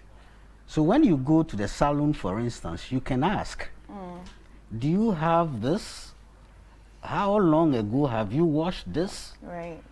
And how clean is this? When was the last time you cleaned? It is our right to ask, because of course you are providing a service and then the client is going to pay. So we should not just lay back and assume that things are okay wherever we go. Okay. Ask basic questions. When was the last time this was disinfected? Right. And what measure did you use? I don't think the service provider would take you to court or beat you up because you ask such basic questions. Okay. Yes, we should be a little more inquisitive, right, and get things done. Sometimes the fact that you ask and the person does it, then you protect subsequent people from getting infected. Okay, I have Andrew on the line from East Legon. Hello, Andrew. Yes, Liz. How are you? I'm well, thanks for. Share with me your experience. Yeah. I must say I've been to several haircuts and I said, okay, the best way to be, because they have all the protocols in place for the best for the procedure. Okay. Okay. All right. Thank you, Andrew. I'm sending you an invoice, please. Doc, so there's a challenge now. People think that going to the salon is the problem. That's when you're likely to come into contact with the virus, and so they are opting for home service. Can you share with me the risk factors of asking for home service from a personal groomer? Well, there are risks associated with that as well, because you see, that person coming into your home is a potential career. Okay, so as much as Can you you want, hold on to that point for me? I have a caller from Kumasi. Hello. Hello. Good morning, Mensa. Good morning. How are you? I'm fine. Okay, share with me. I'm okay. Thanks for asking. Share with me your experience, please. Yes. Please, 2 weeks ago, I went to a barber salon to go and barber. When I went there, I asked the barber that, where is your Veronica bucket? And he said, you don't have. So I said, no, then I can't barber my hair here again, so I want to use that barber salon. He said, why? I said, oh, why not in Ghana? And he said, oh, Madam, food you can't afford children. And I went to Hawaii. So we need more education in our country here. There are a lot of people who understand what is going on. Thank you. Thank you so much. I totally agree. Like I said, that the measures that have been suggested is a bit general. Some they need to customize some of their communication for some businesses like beauty. Yeah. So you're telling me about the risk factors we've. Yes. So so there's also a risk element in bringing someone to your home, but at least it reduces the risk.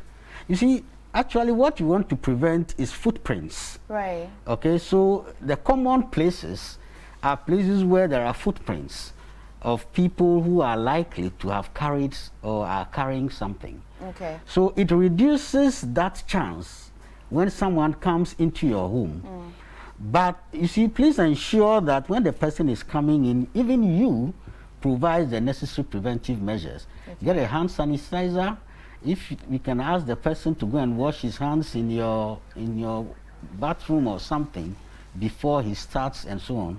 Okay. That's slightly better than going up. So I'm sure I can understand why people would want to do that. Okay. It reduces the risk significantly. Okay, I've got Rita on the line from Dunsuman. Hello, Rita. Hi, good morning. Good morning, Rita. Please go on. Share with me your experience. Yeah, so after the lockdown was lifted, I tried going to the salon. Right. I have a personal beautician that I always visit. By that time, he was also not available, so I had to go elsewhere. So when I got there, I realized the lady is not really observing all the necessary protocols. No face mask, no veridical bucket, but I went with my hand sanitizer and everything, my face mask. So what I did was, I have a 1-year-old son. Okay. And coming back home or going elsewhere waste my time. So I actually went for the service. I got out with the face mask. But what I did was, when I got home, I make sure my household, I called there to fetch water, add Parazone and Dettol in it. So when I came, I stepped my foot into it, washed my hand outside before I stepped in. There was water in the bathroom, so I went straight to go and bath with my water and everything. About it, I got some vinegar and added honey to it, and I drank it, everything. So wow, that's so detailed. So I was just being careful so that I don't really carry the infection on nose and bring it home. And I make sure the dress I wore that day was all washed with Dettol.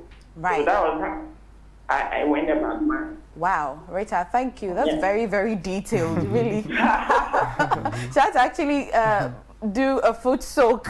Wow. Okay, so we've at least gone over the risk factors, but how often should a person even come to the salon? I mean, I know that Jay would want to cut his hair about 3 times in a week. You wait. What's the best way? Are you supposed to call and book? And what's the best way we can survive this? We need to look good. It's essential to good living, really. Exactly. Yeah. And your look is as well your currency. So, well, it's dependent on how fast your hair grows. Jay, for instance, I know she'll visit a barber shop at least twice every week.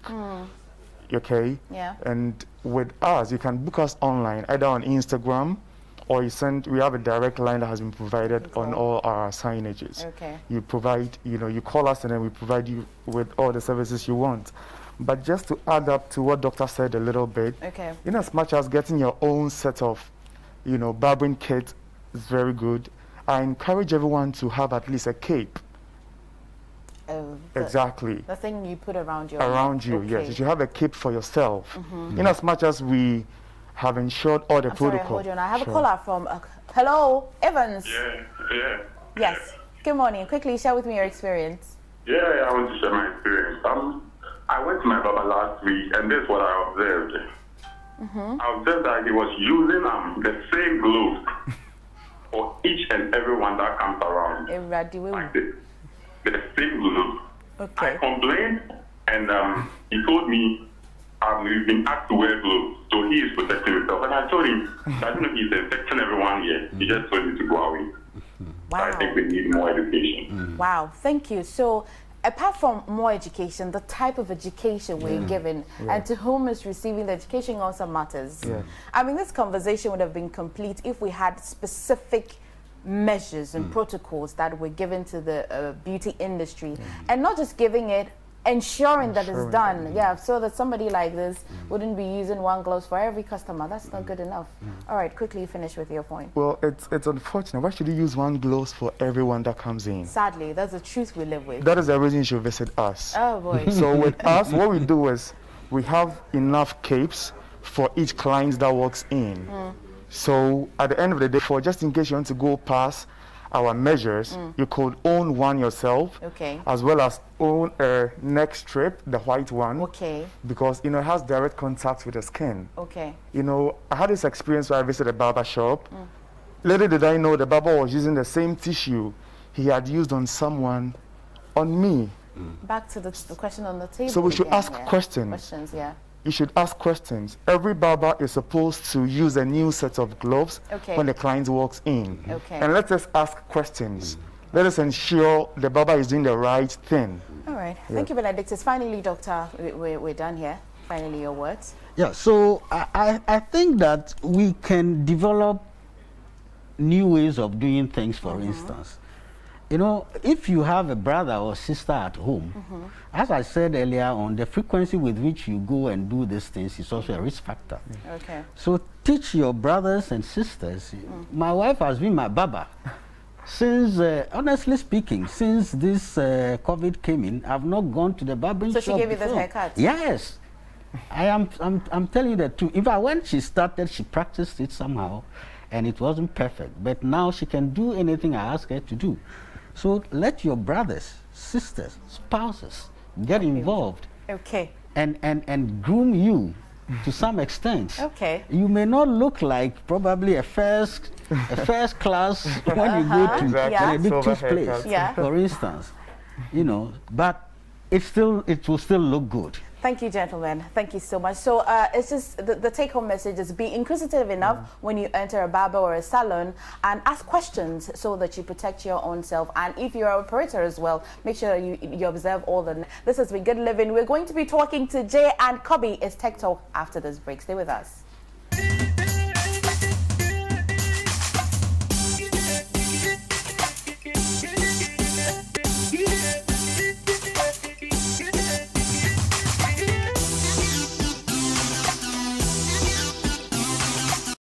Whenever Princess starts, the neighbors do complain. Who is scared of the voices of tomorrow's superstars? You special in your way. It's me, like no other.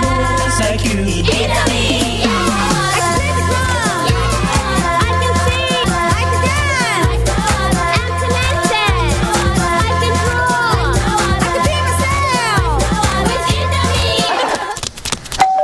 That must be a neighbor. You special in your way. It's me, like no other. Like you. It's me, like no other. Here's to all amazing moms who identify and nurture the uniqueness in our kids. Indomie instant noodles tastes great. This advertisement has been vetted and approved by the FDA.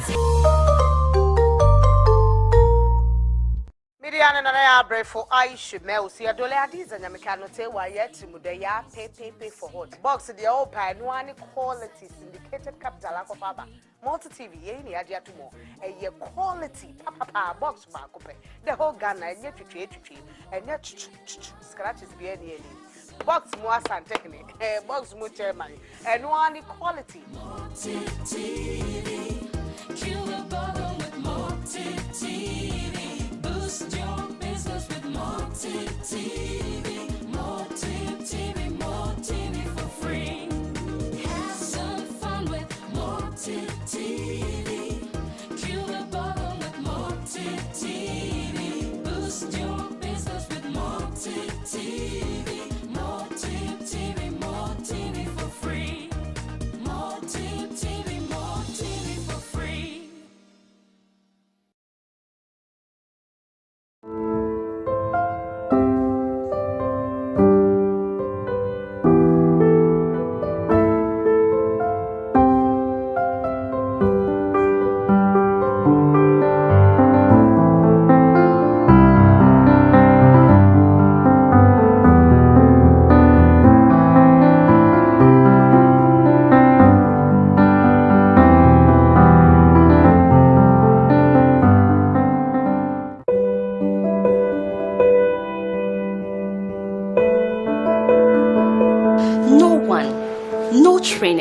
No amount of preparation can get any professional ready for this kind of pandemic. We feel safe because you know you are there. Thank you, all our frontline health workers. I want to say thank you to the first responders and the ambulance crew rushing to situations unknown. The call center operatives who stay on the other end of the phone lines 24/7. Thank you. To cleaners at the hospitals and in isolation centers. Today, your job ever. Thank you at Benami. We feel safe because we know you are there. Thank you, all our frontline health workers. Thank you. Thank you. Thank you.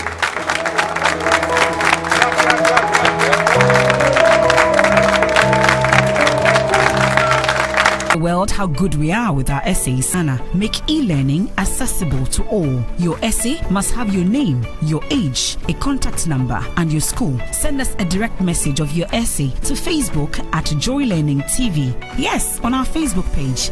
Win the learning. Remember, the deadline is Monday, 25th May 2020. Essay Club is brought to you by Joy Learning. Joy Learning. Keep learning.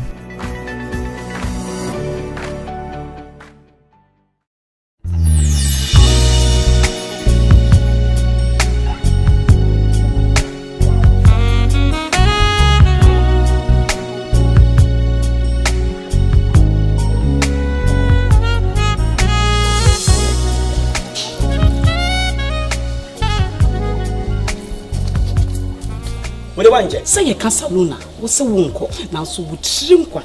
Some aquacosia, CB herbal soap. No, Jamina.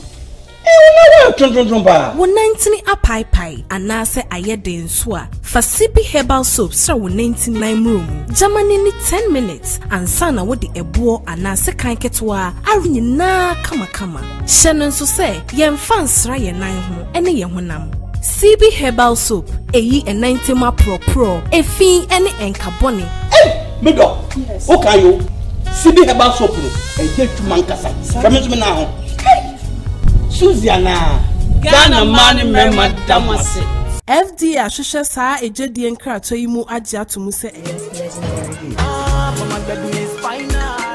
Hello, Mom. I'm fine, thank you. How's Dad?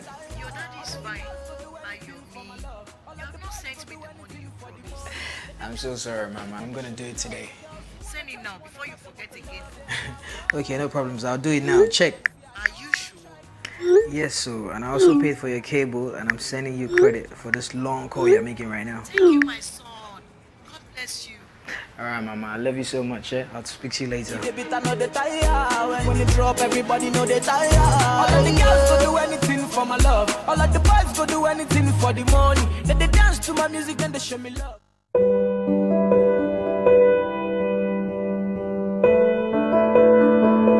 No one, no training, no amount of preparation can get any professional ready for this kind of pandemic.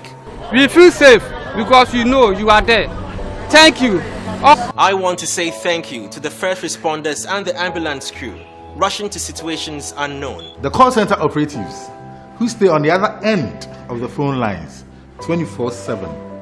Thank you. To cleaners at the hospitals and in isolation centers. Today, your job is more dangerous than ever. Thank you, at Benami.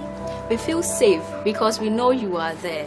Thank you, all our frontline health workers. Thank you. Thank you. Thank you.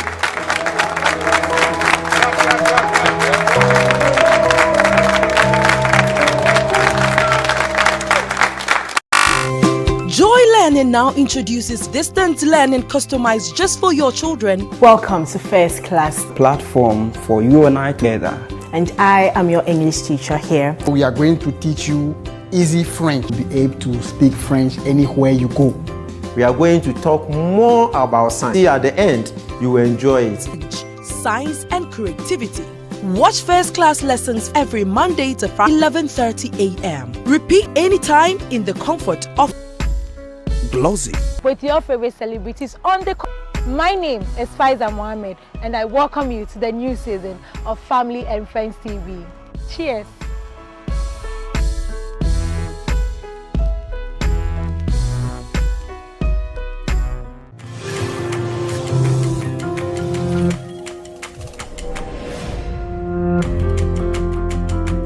Joy Prime, real entertainment.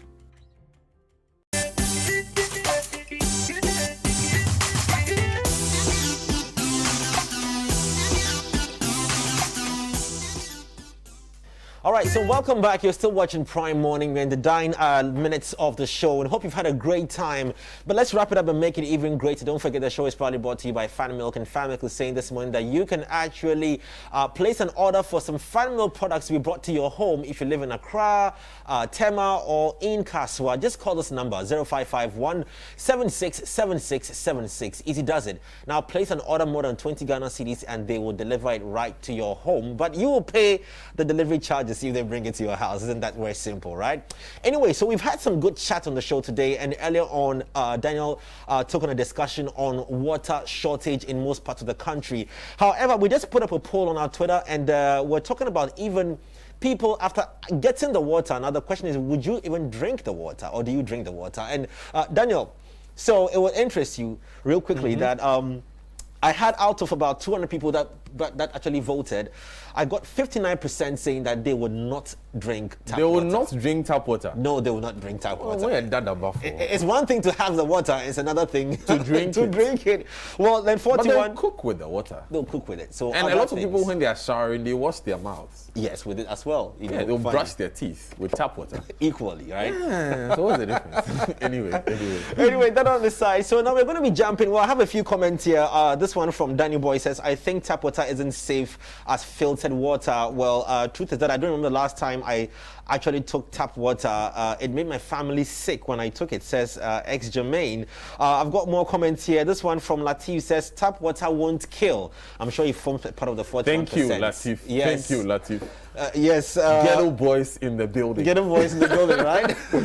Anyway, we are going into our Let's Talk Tech, okay, bits and bytes this morning on the show. And Kobe Sparky is my guest. Good morning, Kobe. Good morning. How you doing? I'm always 100. Yes, it's an all-boys affair, and we're about to talk about this thing you call deep fakes. Yes, right? fakes. Deep fakes.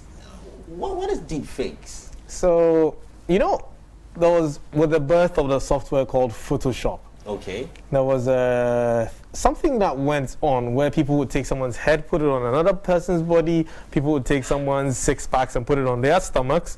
People would take themselves and put them in a different country and say, hey, I'm on holiday in Paris. And you'd actually believe them. So this was all fake stuff being created with the power of a software called Photoshop and other photo manipulation softwares. And we've seen movies where we've seen people walking around nude, but then when you watch behind the scenes, they were actually never nude. It was computer-generated images, and all this stuff has gone on over time. And this technology, which prior to social media and everything was being used for the good, now with the birth of social media, is now being used to spread fake news. Fake news. Yes. Okay. So imagine if I could take Daniel and take you, and Daniel says something incriminating, and then I put his, face on your face, or basically his mouth on your mouth, and have you say it. So basically, you're saying that it's possible to. I'm just putting this nose mask because I want you to read my lips. You're saying it's possible to have Daniel say, "Who said Chia?" So you just said, who said Chia? So I can take that, put it on Daniel's mouth, and Daniel will say, who said Chia? That's next level stuff. So you actually manipulate the image to say things that it has not said. Yes. And as if that was even, going too much of a stretch. Yes. We have audio editing softwares like Audition and the rest. Now, and you could manipulate the audio the same way you could manipulate an image. So I could take a voice recording, Daniel saying, I woke up this morning by just typing it out, and it would send audio waveforms. How can we do this? Well, I have a good news for you. Introducing Project Volcko. Project Volcko allows you to edit speech in text. So let's zoom in a little bit. So as you can see, we have the audio of it, and we have the text under it. And when we play back, the text and the audio should play back at the same time. So let's try it. And I kiss my dogs and my wife. Okay, so let's do something here. Okay, so suppose Michael Key wants to send this audio to his wife. So he actually wants his wife to go before the dogs. So, okay, so what do we do? Easily copy paste. Let's do it. Copy, paste. Oh, yeah, it's done. Let's listen to it. And I kiss my wife and my wife. Oops. where are the dogs? Okay, how can we let the dogs out?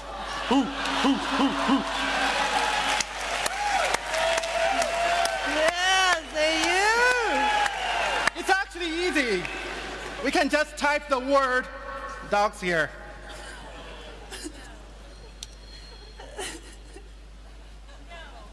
And I kissed my wife and my dogs.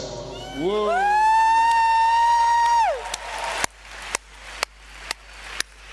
Wait, here's more. We can actually type something that's not here. So I heard that actually on that day, Michael actually kissed our Jordan. So sorry. To recover the truth, let's do it. So let's remove the word "my" here. Your secret's out, Jordan. And just type the word Jordan. Ooh. And here we go. And I kissed Jordan and my dogs.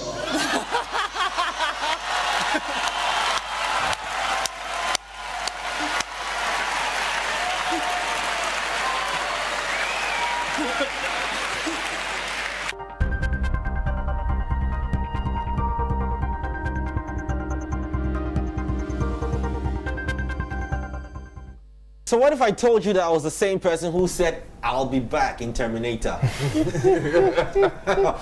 Wow. This is cheating. I know. It's technology. You know what it means? The implications are so huge. Yes. Because last year, there was a secret recording of a politician. Yes. Sami Ofoso-Ampofo. Yes. Saying that they want to get people to insult the EC boss, I allegedly. remember. Yes. Of course, he denied that the tape was him. But with software like this, it means it's actually possible not just to doctor people's voice, but to let people say things they are Yeah, all you just need is a sample audio, and then the system can then learn from what you're saying and type anything away. As you can see, the word Jordan was never in the source audio, but he typed Jordan, and the audio said it. I'm sure it's actually recording the sound of your vocal cords and then using that to repronounce these words. I think this software will be very awesome in my field of work. Exactly. Yes. Yeah. So you miss a word, you don't have to go take it again, just type it in there. Yeah, I mean, sometimes the voice artist has gone home too far away, you can just type it in there and have it slot in there. This is not good. So is this software out? Yeah, so this was showcased at one of Adobe's Ideas Forum, where they're showing some of the new softwares that they have. And obviously it was a huge concern because of the risks of what it could do. So yeah, Adobe sort of let's just shelf this for a while, else we could end up causing a whole lot of trouble in the world. So, but that doesn't mean that nobody else can do it. That's the thing. And I also wanted to know if there's a way you can tell if a voice has passed through the software. Perhaps if the software has a signature it can put on the file, then that can be a security feature. Yes. So audios usually can have, when you look at an audio waveform, you can actually have a signature in there somewhere, where Jay would know this when you have where it looks like a heat map. Yes. People actually put some signatures in there. So Adobe could make it a point that any audio that was doctored with Volcko would have that signature in there, or maybe a signal that is not audible, but the moment you play it, that signal would be detected by any software that could say, hey, this has signal between the frequencies of 48,000 hertz, which is not heard by the human ear, but then the software can tell, okay, you know what, I can hear the signal, means this was doctored by Volcko. But then again, where there's a will, there's a way. Exactly. So there's audio, and then I know there's video as well. So let's run through the video bit of what you were saying earlier on. Some time ago there was an app called Face App. Yes. Which allowed people to see what they would look like if they were young and what they would look like if they were old. Yeah. Good. Now, how that app worked was that it would take a certain filter. Those who use social media filters will know what I'm talking about. And using artificial intelligence, look at certain portions of your face and then make a prediction of what your face would look like and apply that filter to your face. So artificial intelligence coupled with this kind of technology was it generated something we call fake app. So someone also did fake app, which was an app that you could use to generate a video of you, not you per se, but let's say you could have, who's your favorite actor? Will Smith. So you could have Will Smith say what you want him to say with that app. So Daniel Dadze could say, in Will Smith's face/voice, Daniel Dadze is the best guy for the job. And get an endorsement. Get an endorsement free. That'll make my career. Make your career. So we just hold on there. We've got a video to speak to what he's saying. Just watch this one. An era in which our enemies can make it look like anyone is saying anything at any point in time. Jordan Peele created this fake video of President Obama to demonstrate how easy it is to put words in someone else's mouth. Moving forward, we need to be more vigilant with what we trust from the internet. Not everyone bought it, but the technology behind such frauds is rapidly improving, even as worries increase about their potential for harm. This is your Bloomberg Quick Take on deepfakes. Deepfakes, or realistic-looking fake videos and audio, gained popularity as a means of adding famous actresses into porn scenes. Despite bans on major websites, they remain easy to make and find. They're named for the deep learning artificial intelligence algorithms that make them possible. Input real audio or video of a specific person, the more the better, and the software tries to recognize patterns in speech and movement. Introduce a new element like someone else's face or voice, and a deepfake is born. It's actually extremely easy to make one of these things. There were just some supposed, breakthroughs from academic researchers who work with this particular kind of machine learning in the past few weeks, which would drastically reduce the amount of video you need actually to create one of these. Programs like Fake App, the most popular and widely available for making deep fakes, need dozens of hours of human assistance to create a video that looks like this, rather than this. In August, researchers at Carnegie Mellon revealed software that accurately rendered not just facial features, but changing weather patterns and flowers in bloom. This advance is not yet available to the public. But with increasing capability comes increasing concern. This is kind of fake news on steroids. So that should just give you an idea of how dangerous such technology, even in the wrong hands, is. But this is out there, isn't it, right? Yeah. So Mark Zuckerberg was actually made to say something that he would never say about Facebook and security, which was a deep fake. And people bought it. See, and there's a certain amount of people that are discerning enough to be able to tell that, judging from this person's personality, he or she may never say this thing.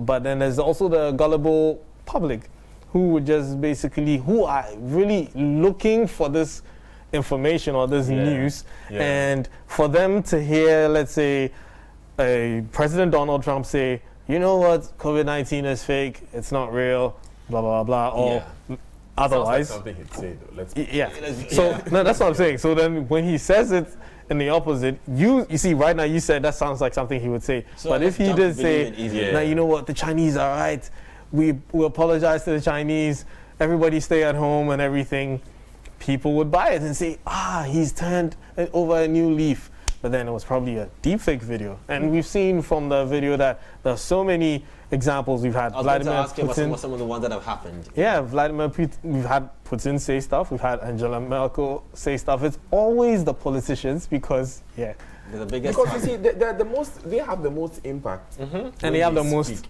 speeches. Yeah, they have a lot. Okay, yeah. There's a lot of material out there. Yeah. Because I'm also thinking that in a place where the companies. A statement by one company CEO could mean that their stock price could crash. Anybody at all could release this video. It's like he's a trigger. Yeah.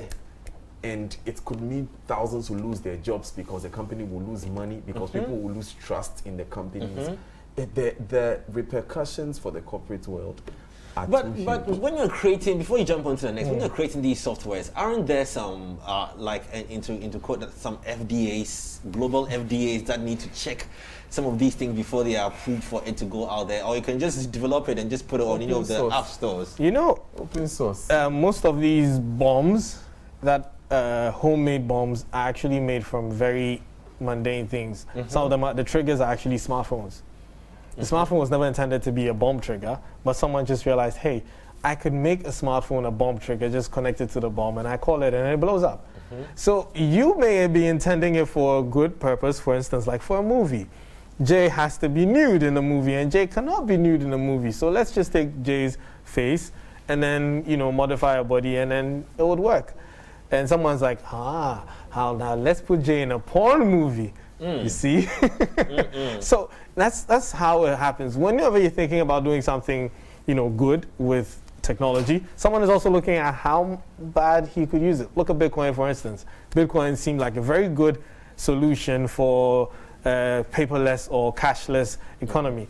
And then the criminal world realized that the fact that I can be anonymous with Bitcoin means that I can do all my crime and transactions and receive and make payments without anybody knowing. So basically, if I develop an app per se and I want to get it onto, I've always wanted to ask this question, onto the Play Store or the App Store. Like, are there any checks they do, or they just allow you to put it there? They do some checks. It depends on they do check for apps that are not going to steal the user's information, apps that are not malicious, as in they're not going to be viruses or going to be utilizing your phone to do something that you don't want. So it has to do what it says it's going to do. Okay. But then again, they don't check to see if it can be used for something other than what it intends to be used for. But even if they did check, Spikey, the challenge here is that there are so many other sources of apps apart from Google Play Store and the App Store. Yeah. So that if you want to get on those two marketplaces, which arguably are very large sources of apps, they will have their checks. But because there isn't a government legislating technology, you can basically do anything in your corner. And there's another whole section of the internet I understand called the dark web. Dark web. Yes, which is not like even the normal Facebook.com. I've heard that in the news, in the movies and all, but how does that also work? I mean, the dark web. Because that's where a lot of these will be used. Is this a www thing or nope. is it? So you have the dark web and you have the deep web. So it gets worse. It gets worse. It's deep fake. In deep web. So that part of the internet is not indexed. So you don't go there via www or whatever. You go there through a network, which we call the Tor network. So you go through a tunnel, and then you just think about like you're going into some bad part of Tiptoe Lane to go buy some stolen stuff. You're not obviously just going to walk through. You're going to go through some lungus and appear in some dark, alley and meet some guy with some dreadlocks who's going to tell you, hey, boss, what are you looking for? You know what I mean? That's how like the dark web works. So you go through some lungus and get to the dark web. I mean, I know we've drifted slightly, but things happen via dark web. But when you get to dark web, what happens there? What do people use it for? Illegal stuff. People buy drugs, child pornography, stolen identities and credit cards, and it's basically if you don't want to get caught, like if you don't want to be found, because the internet leaves a footprint. All over the world. You can just use the dark web. So I'm just seeing on the screen now how they are made. This is in reference to how some of these deep fakes are made. Yes. So this article is actually about how a UK subsidiary of a German energy firm paid nearly £200,000 into a Hungarian bank account after they were phoned by a fraudster who mimicked the German CEO's voice. And the company's insurers believe the voice was a deepfake, but the evidence is still unclear.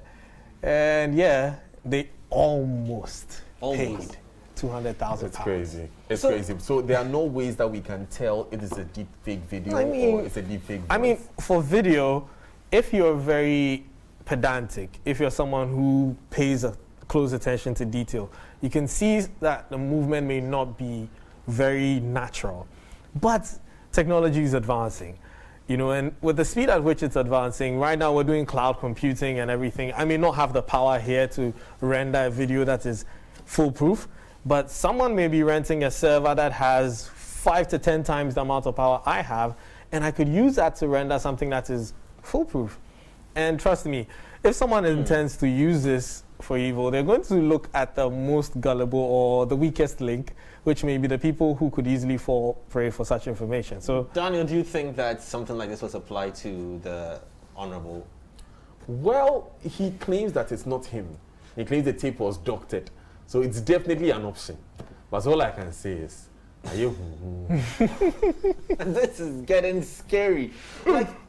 So there are no rules or regulations governing the use of these things. I mean, it's just out there. You find it, you use it the way you want to use it, and cause all the mayhem that you intend to. When you brought this up, I was just reminded of our cyber crimes unit as a country, you see, because how equipped, for instance, are our law enforcement agencies in Africa, places like Ghana, where these things can be used and can cause some real damage? How equipped are they to be able to identify and legislate people like this? Okay, so I think they when stuff like this come up, they get trained, because first off, you need to have the knowledge. Okay, just hold on with that question for a second, the answer. But you can call us real quickly, not if you're on the dark web, on 0246-807-983. Call us now, 0246-807-983. Question or contribution, we are waiting, okay? Yes, so, I mean, you need to know what it is. Understand the technology, understand how it works, and understand even the people. So for deepfakes, for instance, you need to know how people are or how people act to be able to discern something that is fake, possibly from the real. Because I heard in the Obama video that was played there, it had a bit of a higher pitch. Yeah. Yeah, it sounded a bit like it was a bit nasal. Yeah. And you know Obama has a very heavy voice. Is that what you're talking about? So there's that. But like I said, now it's been improved further. So imagine coupling Volcko, which we watched, where it's the actual person's voice being made to say anything, with a deepfake video. That is worse. Crazy. So think about it like that. To be honest, I didn't think about that, because if they could overlay the video and the audio, it could be anything at all. Yeah, it could be. Sometimes when we watch some of these things on TV, it sounds very far away. But Cambridge Analytica, the people who had all these privacy concerns, they actually did work for the 2016 election here in Ghana. Yeah. They were paid by our Ministry of Health. Yeah. So it's not that far away. We can't joke with it. I mean, look, let me just confess. I mean, sometimes, you might have done a voice ad and you said something in the plural and we need a singular, so we can chop the S off easily without even calling you. But the thing I keep saying is that you always have to notify the talent that we have altered or made a change. We've taken out an and or a certain V or a certain word from your original speech. So when you hear it, you don't go like, I never said this, and that's not me. Okay, could we take us through? So who is making deepfakes, you are asking? Yeah, so everyone from academic and industrial researchers to enthusiasts and visual effects studios, porn producers, because it's a big demand for it. Imagine they say, oh, Rihanna's porn video is out, and Rihanna's fans, who want to see her would want to watch that, or a celebrity. Or MFI. Who wouldn't want to watch it? I mean, just imagine if a naked video of Daniel walking down the Joy FM street popped up. I mean, that's like 3 million views in a day. Straight, and that's a whole lot of money. There's a call on the line now. Is it Leo? Did I hear the name right? Yeah. Yes, Leo. Good morning. Talk to us, please. I've got. Thank you, sir. Good morning, Daniel. What's up? And then good morning to your tech guy. His name is Spike. I'm just enjoying the show. You guys keep informing us, you keep educating us, you keep opening our eyes, when you are not informed, you start dying. That is in technology. When you don't keep yourself updated, you start dying in the world of technology. And you keep up alive in technology. I mean, I always wish to see that a tech guy on board. And I'm grateful. I'm glad to see that I was on TV. You make TV so bright. Oh, thank you. Oh. Yes, sir. I just wish to see you all time on TV. Like he deserves his own chair. I mean, look at this thing. Deserves his own. I'm kidding. I was talking about him. We have MFA here as well. MFA. Leo, don't die. No. MFA intriguing journalist. Wow. Wow. Things are always on point. Accolades. Leo, can you cut him off? No, it's okay. Well, really congratulations to one of our journalists here at Multimedia, Poku Gakpo, yes, on his award, the IFAJ International Award for Leadership in Agricultural Journalism. Congratulations, my sir and my boss. He's Well he's done. a technology desk. Oh, He's the head of our fantastic. Greek technology and environment desk. Fantastic. And I'm an absentee. Kobe, we're going to wrap up on this one, but Right. when we come back next week, we want to also focus on some apps. And why are you looking at me saying dangerous? Well, the ones that You look can very the dangerous. ones that can make you take a picture of someone and then remove the person's clothing. Our time is up. MFR. All right, so you know what? I don't want to be part of this conversation. I don't even know the worst that can happen to me. But what I want to tell you is that do not miss the show tomorrow exactly at 6 a.m. to 9 a.m. It's a Wednesday. We have relationship talk. We have Beyond the Headlines. We even have Survivor Story. There's a lot more. Do not miss it. Take care. Bye.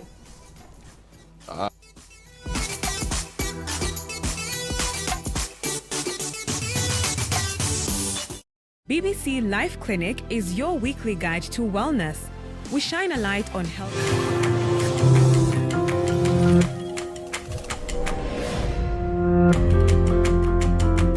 Joy Prime, real entertainment.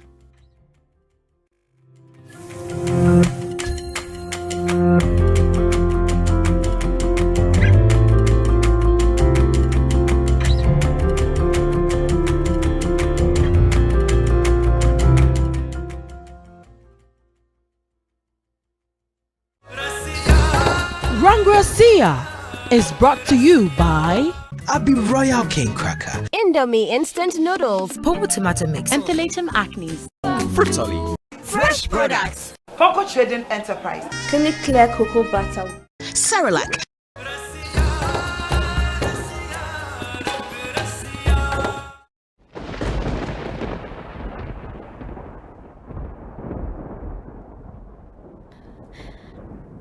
What will you do? Will you tie me up once again? Just like animals are tied up?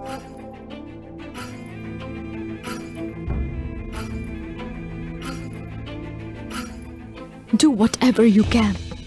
But until I'm alive, I will try to elope from here.